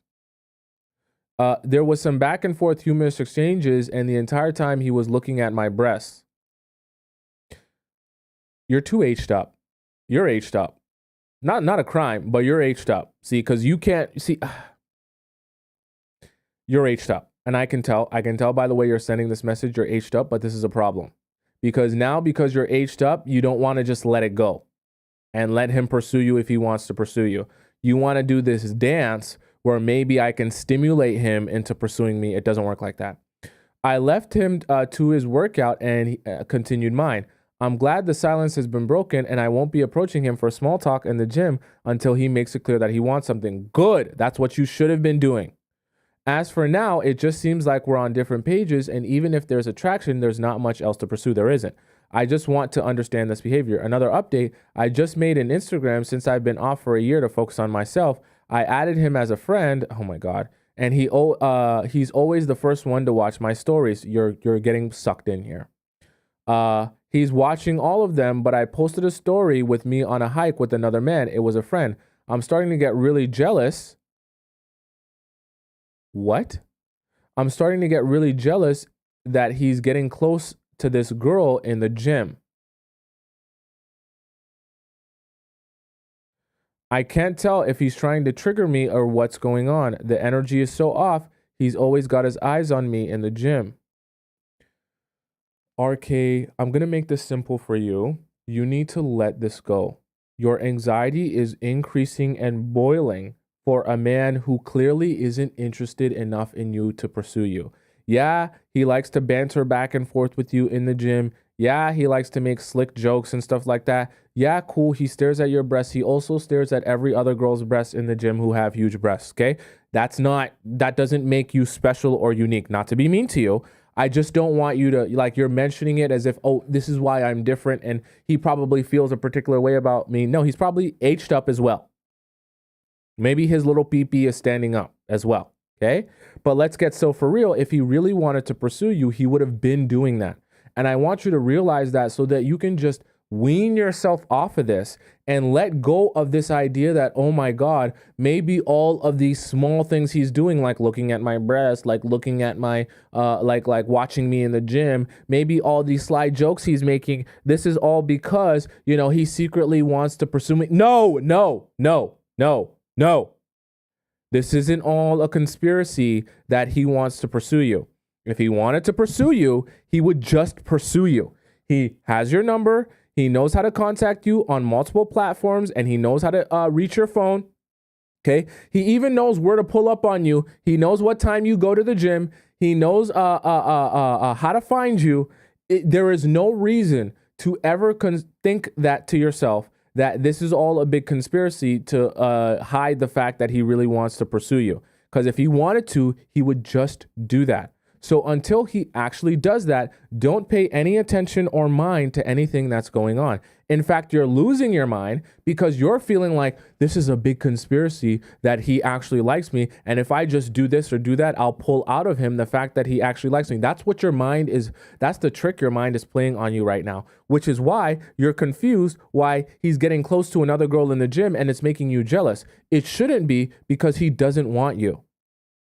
I'm not saying this to be mean to you, but I want to help you realize if he really wanted you, he would just be pursuing you, not getting close to this other girl in the gym. He's getting close to this other girl in the gym because he likely wants to pursue her. This is not to say that you're not good enough or anything like that, but you just have to, you have to detach yourself from the idea that I want it so badly to be you that I'm willing to do anything to make it work. Because the reality of it is, if this guy doesn't want you so badly that he wants to pursue you, then you're fighting a losing battle. So all this stuff where you're thinking that you're playing social media games, you're posting on your story and he's watching it in 30 seconds, he might think you're attractive. He might think you're cool. He might think you're funny to talk to. He might love your personality, but it's clearly not interesting or stimulating enough for him to say, I really want to date her. Clearly it's not, because if it was, he would just date you. So really and truly, just let it go. Let it go. Okay. Next we have here, let's see. So many. SOS, is he a coke addict? Okay. Let's dive in. We'll just call you Ludovica. Okay. Ludovica. All right. Hi, everyone. I'm Italian. Sorry for my English. It's fine. I matched with a guy on Hinge on the 7th of May. He is 32 and I'm 28. We chatted on IG and eventually I accepted his invitation to go out. We went out the 19th of June. So May 7th you met, you went out the 19th of June. The 1st and the 9th of July, okay? I learned he is from Israel and moved to Rome to work as a consultant for hotels. We speak English when we are together. Now, because of my past experience with narcissistic guys, pathological liars, and with drug addiction, I do not trust anyone. I do not trust a single word of what the Hinge guy tells me about his job, his life, to be honest. Okay, you're skeptical. Nothing wrong with that. There are some green flags. Takes initiative, plans the date, and gives options to choose from. Always checks on me if I need something or if I want to order more food or drinks. Always pays for everything. Has a dog and treats him really kindly. Never tried to be physical with me. hold hands, touch, kiss. I mean, holding hands and touching you is not bad, but okay. Text me after each date to check up on me. These are all good things. I have a doubts about his job. Seems too nice to be real, and about drug addiction after our last date. Very interesting. He went to the toilet 2 times. We were together from 20 to 23. So the time I think you mean. So like from 9 to what is that? 11. Okay. And each time he would touch his nose for a few seconds after going to the toilet. Odd timing. I touch my nose too sometimes, but that's because I use tretinoin. It's a skin exfoliant for those of you who know what that is, okay? And it helps you get really nice skin. But I touch my nose sometimes literally because it's exfoliating and my nose gets itchy. So someone might think the same thing of me, but that's not the case, okay? I understand that it's strange, but it's not always the case, okay? You need more evidence than that. He does not eat much. He mentioned he was stressed because of his job, so no appetite, and that he used to be a big fat kid, so he tries to reduce his food intake. Okay, so that's not unrealistic, right? At first, it made sense, but I also know that when you do coke, you have no appetite. Yes, okay, but also it could be true what he's saying. He told me multiple times that he does not like clubs and parties. Okay, so that would likely be the place where someone like that would be going, right? An addict would be going to places like that a lot, and he doesn't.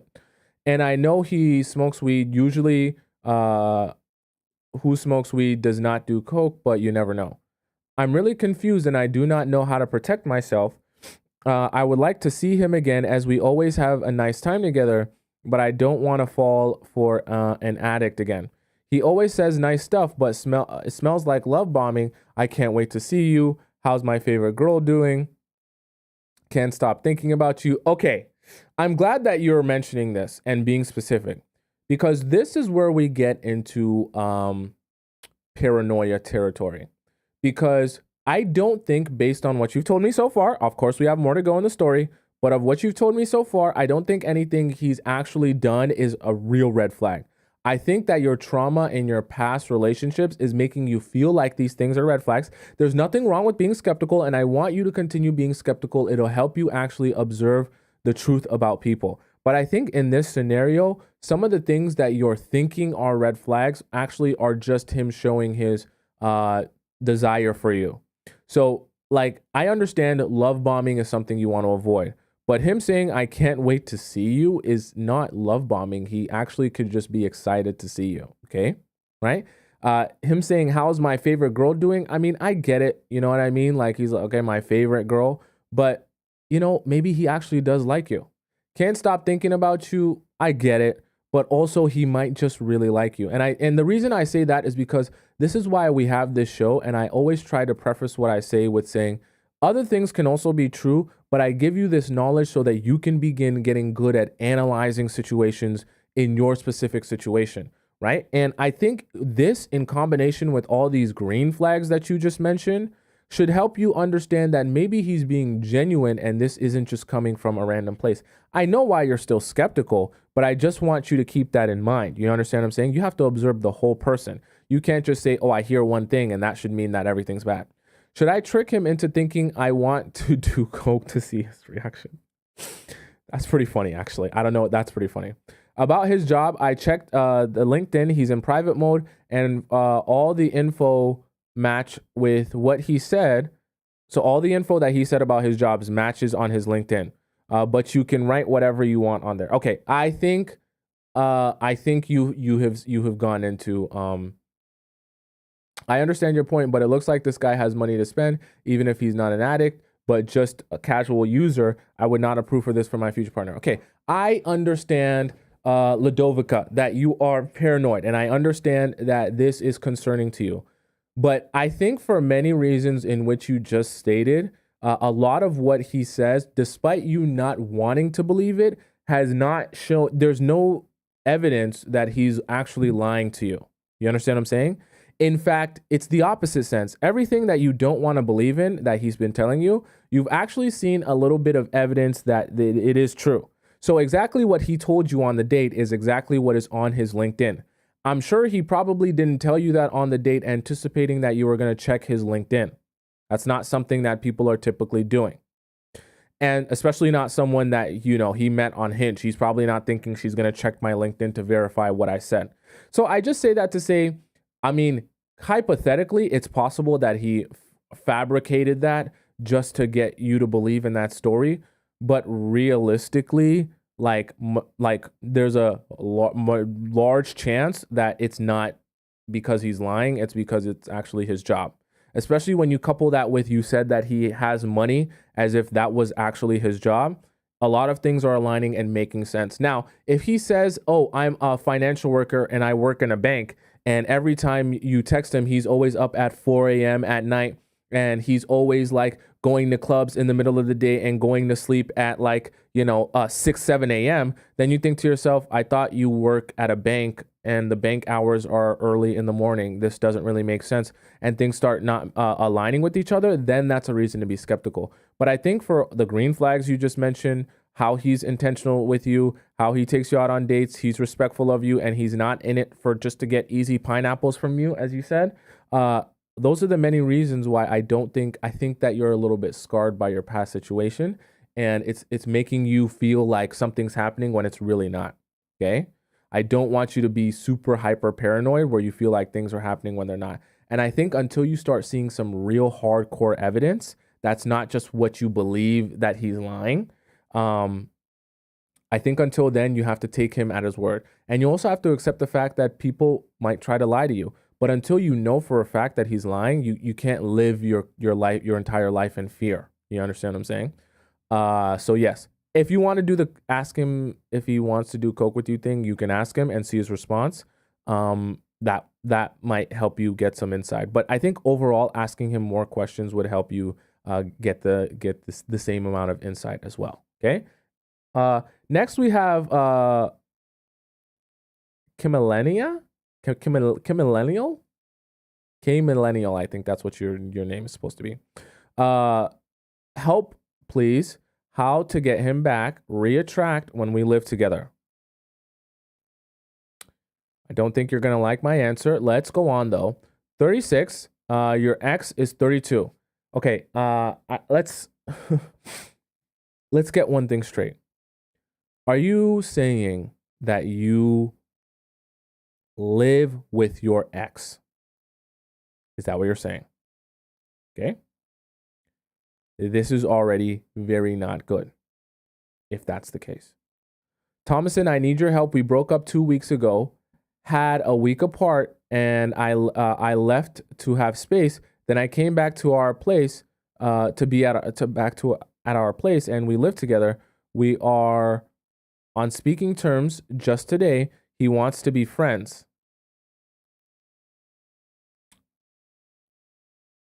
Okay. That means you should move out.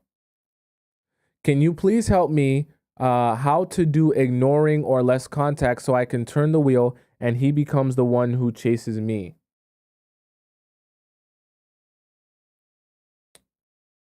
You're not going to like my answer. I already know. I still want eventually for him to come back. He knows I am busy with the new job.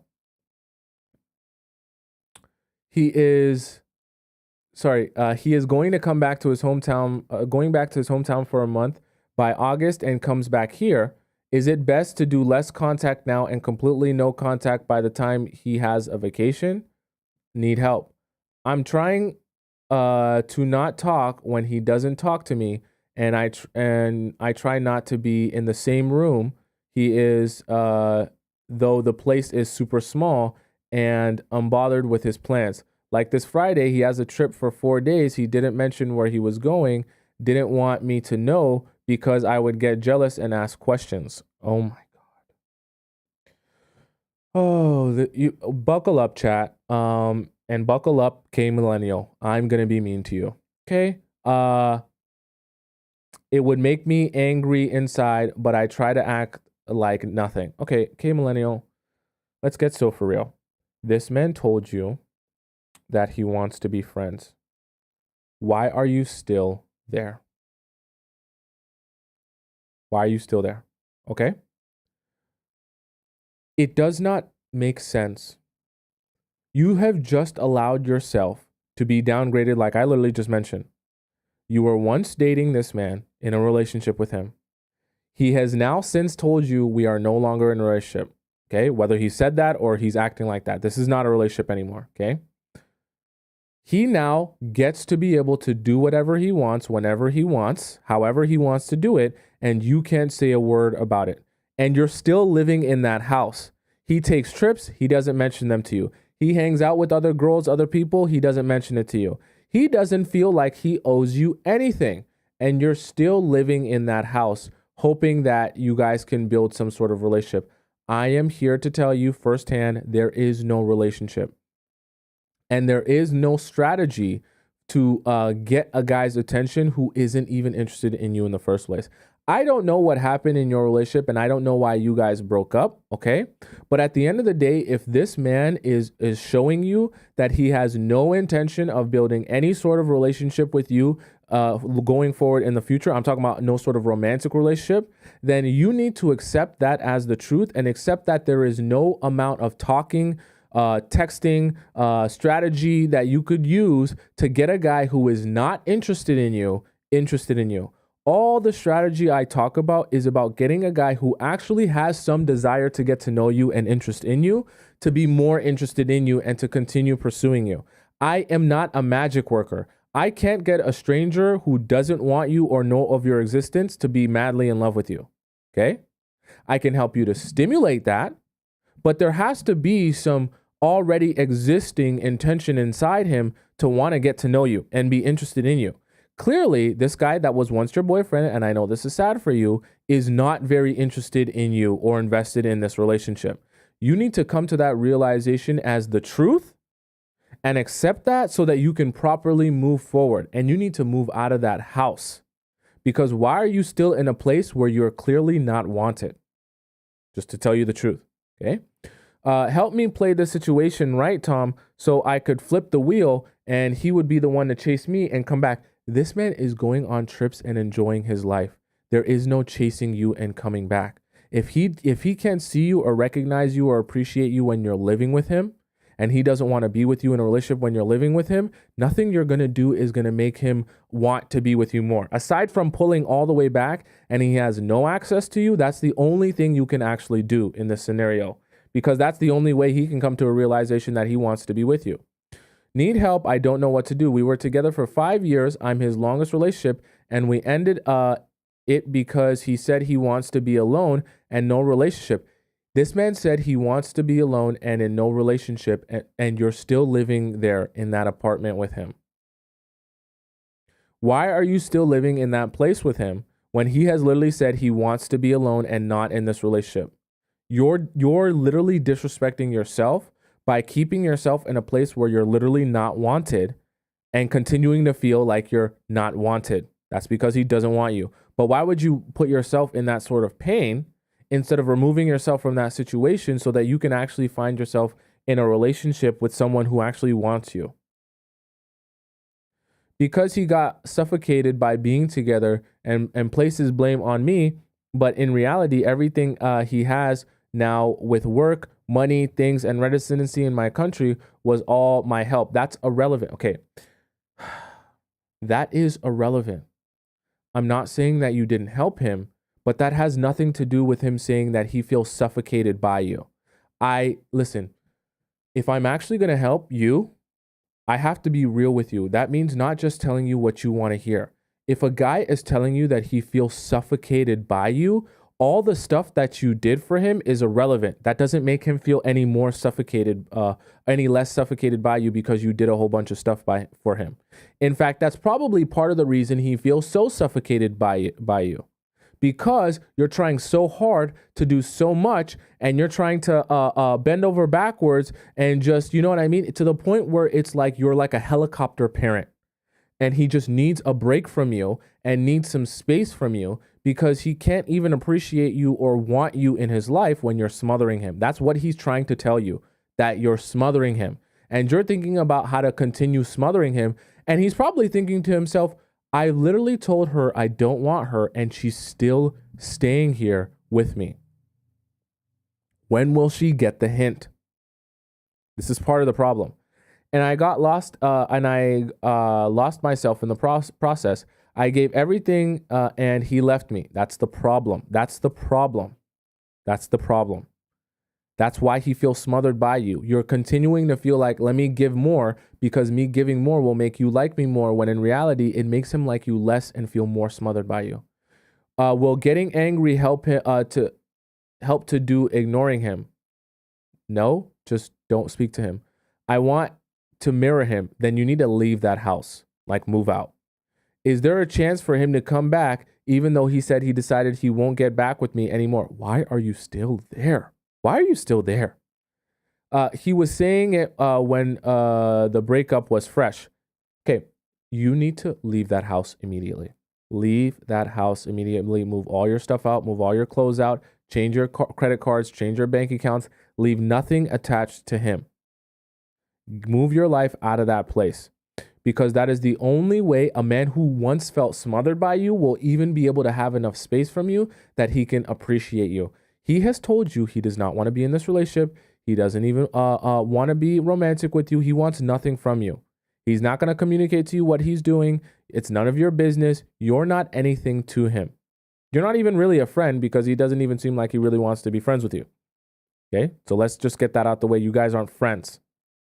You're still there, literally hoping that one day he's going to want to be with you, and one day he's going to appreciate you, and one day he's going to chase and pursue after you. But he can't do that if you're still there, because I guarantee you, you're still going to be smothering him if you're still there, because you might think, oh, I'm not really speaking to him and we're in a different room, but he can feel you literally in the other room, or when you guys go to bed, you're sitting there and you're like, do you like me now? Do you like me now? And it's exhausting. It's exhausting, because I know if you're sending this message like this, and he said that he feels smothered and suffocated by you, I can guarantee you he didn't stop feeling suffocated by you since you guys broke up. You need to leave that house so he can actually begin appreciating you. Until you do that, he will never be able to appreciate you, and nothing's going to happen.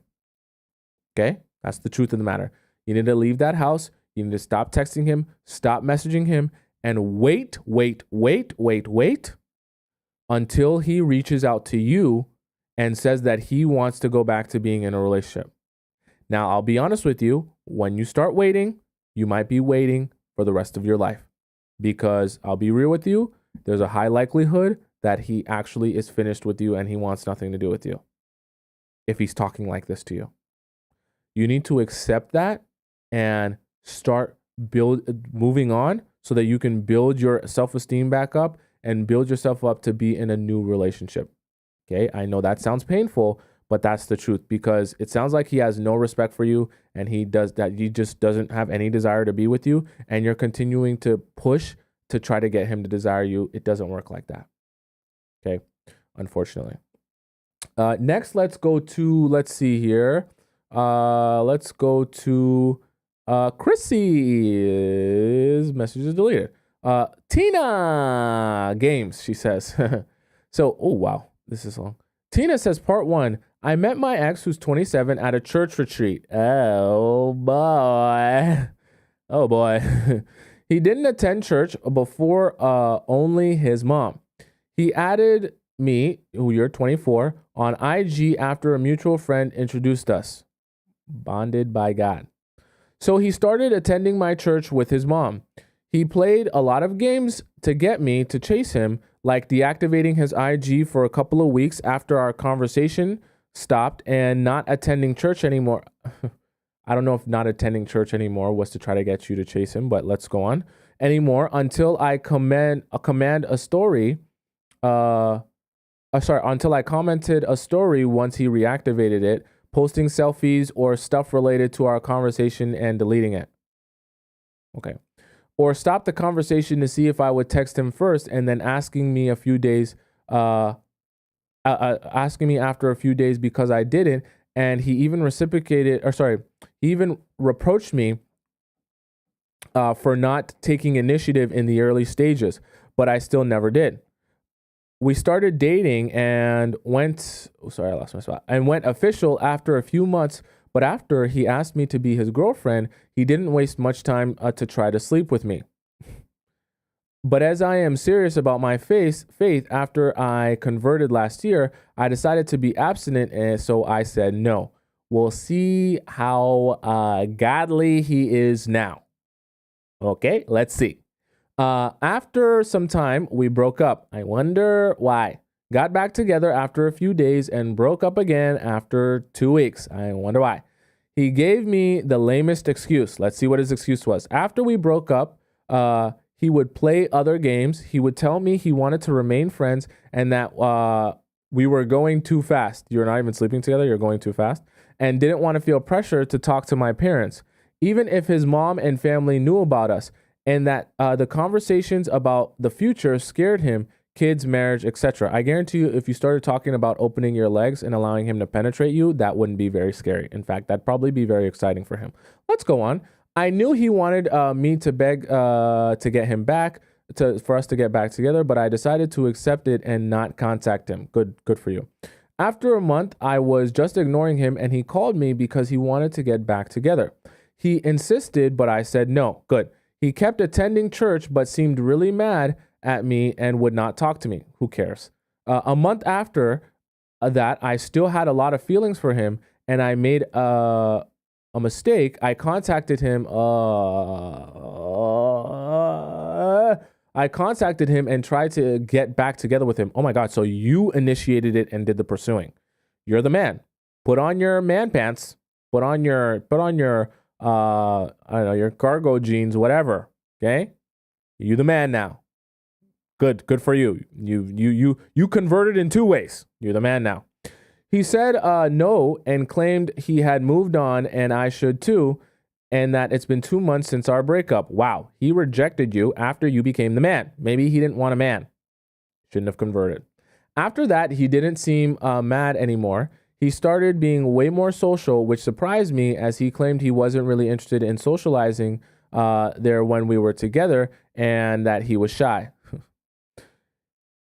He only had one friend, but started hanging out with the guys that attend the church. That's not a bad thing. Even the guys he didn't want me to talk to because he would get jealous. Yeah. He added everyone on social media, even my friends, and with me, he would act hot and cold. I thought you had a problem with him not coming to the church. Now you have a problem that he's making a lot of friends in the church? Anyways, sometimes he would say hi to only me. He would say hi only to me and talk to me in a flirty way. Some other times he would ignore me. I never took the initiative to talk to him, but I wouldn't ignore him. 3 weeks ago, he texted me, but I had blocked him everywhere after. So how would you know that he texted you if you blocked him everywhere? After that time, he rejected me, so I didn't get anything. I knew because our friend told me, and I told our friend that he was blocked. Now his behavior is still hot and cold. So why do you care if his behavior is hot and cold if you've blocked him and you don't want to speak to him? Who cares? It's been 5 months since we broke up, but he makes it so hard to move on. By doing what? Attending your church and being friends with people at your church? What should I do? I'm still attracted to him and I still have feelings for him, but sometimes seems like he likes me, but others like he has moved on or is mad at me. We both are still monitoring each other, but I don't understand him at all. I low-key want him back. I don't know why. You want him back just because you're confused, mostly. Say it all together with me, chat. This is the answer to your question. You do nothing. Do nothing. Do nothing. Tina, there is nothing for you to do here. That man has made it clear. I have to drill this into all of your minds. That man knows who you are. He knows of your existence. He knows where to find you. He has your number. He has your social media. If he wanted to pursue you, message you, and see you, he would do that. If he does not want to message you and pursue you and build a romantic relationship with you, he will not do that.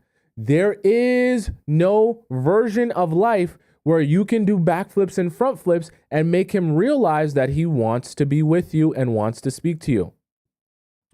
Do not come to me thinking I'm going to give you a strategy to get a guy who clearly has shown that he has no desire to pursue you to pursue you. That's not how this works. So I know that it's unfortunate that you're in a situation where things kind of were confusing and didn't end up working out, and now you guys aren't really a thing. But I need you to accept that you're just not a thing. And if there ever comes a point where he's actually interested enough in you to pursue you, that he will do that. In the meantime, you do nothing because there's nothing more for you to do.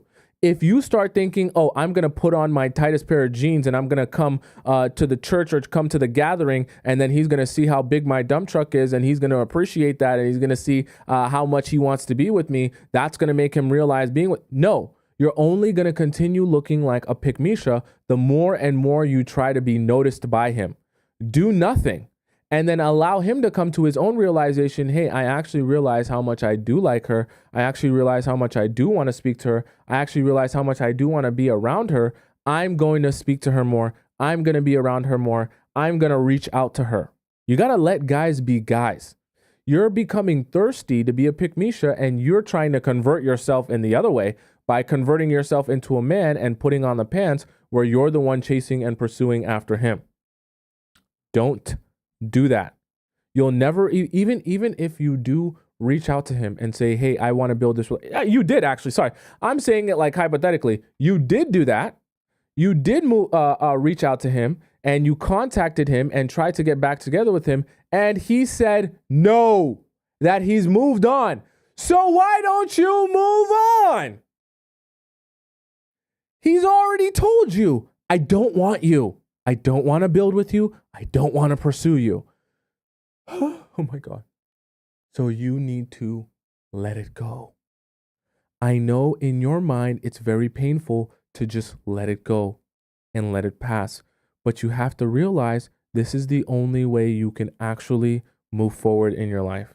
If you don't let it go, you're going to continue being in this painful cycle where you're hoping that one day he'll want to be with you. It's never going to happen. It's never going to happen.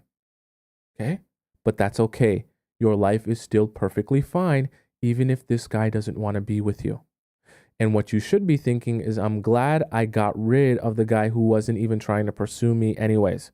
That way I have space to be pursued by a guy who is intentional and serious about me. So you should actually be congratulating yourself and happy for yourself that now you have more space to be in the type of relationship that you want to be in. Okay? This message was deleted here. Next here is customer service help. Okay? Kayla P says, hi, Tomisin. I'm 37. I work at the front desk of a gym. That's pretty cool. Love the job, and it's crawling with guys. You're horned up, aren't you? My problem is men will come in and chit chat with me all the time as I'm very attractive. So you're saying you got that dump truck. You be in the gym. As I'm very attractive, but never take the step and actually ask me out or get my number. It's like a real life pen pal. My question is, how do I limit access, be a black cat while being in customer service where I am paid to be nice? Thank you. Okay, this is actually a great question. And I'm glad you asked this because I notice this all the time when I go to my gym. Okay, is that there is particular people that I can tell they really like each other because every time I'm in the gym damn near every day, and every time I go to the gym, they're chit-chatting with each other. And specifically, there's one front desk girl that this one guy, every time I see him in the gym, because I'm an early gym goer, so the early gym goers usually all go at the same time. He's always talking to her at the front desk after his workout. Like clockwork, he's talking to her, and they're chit-chatting. And to be honest with you, I used to think she was gassed up, but I'm starting to notice that like he's kind of the one, like he's the one making this all happen. You know, like he's talking to her all the time, and she's kind of just smiling and saying yeah and laughing. But I say that to say, in this scenario, right, you have to understand that, like, there is some guys that do just enjoy chit-chatting. And the gym is a very strange place because some people use it, like me, when I go to the gym, tunnel vision. My headphones are on. I'm not there to chit chat. I don't care if I know you. I don't care if we're best friends. I'm there to work out. I need to get in my zone. I need to be focused on what I'm doing. I don't have time to be lollygagging and messing around at the gym. We can do that outside the gym, not at the gym though. I don't even like saying hi to people I know at the gym. Not everyone's like that. Some people go to the gym and it's more of a social experience for them. And they also like the social aspect of the gym. So they like chit chatting, they like laughing and giggling and telling jokes and all that good stuff. Nothing wrong with that. But I say that to say you have to understand that's what some guys are going to do. They're just going to come, they want to chit chat, they want to laugh. You're already working at the gym they were going to go to anyways. You're an attractive woman. So why not chit chat with an attractive woman while I'm at the gym that I was already going to go to anyways? And you have to accept the fact that some guys are only talking to you for the convenience of the fact that you are an attractive woman who goes to the gym that they already were going to go to. And they're just kind of chit-chatting you up because it's fun to flirt with you and chat with you. But they're not that interested in you that they actually want to get your number and see you outside of here. Because I can assure you, whether you work at a restaurant, and I'm sure some of you experience this, whether you work at a restaurant, whether you do customer service, whether you work at a hotel, whatever you do, cashier, if a guy finds you interesting enough or attractive enough, he will definitely ask you for your number or your contact information to contact you outside of this. I can assure you. So if the guy is just continuously coming to the gym and if you're talking about a particular guy or just guys in general, and they're not actually asking for your number or to see or to try to follow up with you or for your social media or anything, then you have to accept that they're just not that interested in you. Okay. And to answer your question truthfully, there's no way to be a black cat at the place that you work. What are you going to do? Not chat with them, not be nice, not be friendly? Like you said, it's part of your job. Okay. That's not really possible. Now, I do want you to understand that part also of guys going to the gym regularly and chit-chatting, some guys are also, I don't want to give you too much hope, but some guys are also building up the courage to ask you for your number or to ask you for your social media. So they chit-chat with you to kind of get a feel of you, get familiar with you until one day they finally ask for it. Some guys are doing that, and some guys, because they know they're going to see you consistently, instead of just coming right out of the woodwork and asking you, right? They might feel awkward doing that. They build it up by chit-chatting with you, and then they ask you down the line. Some people do it that way. And I just want you to be mindful of that.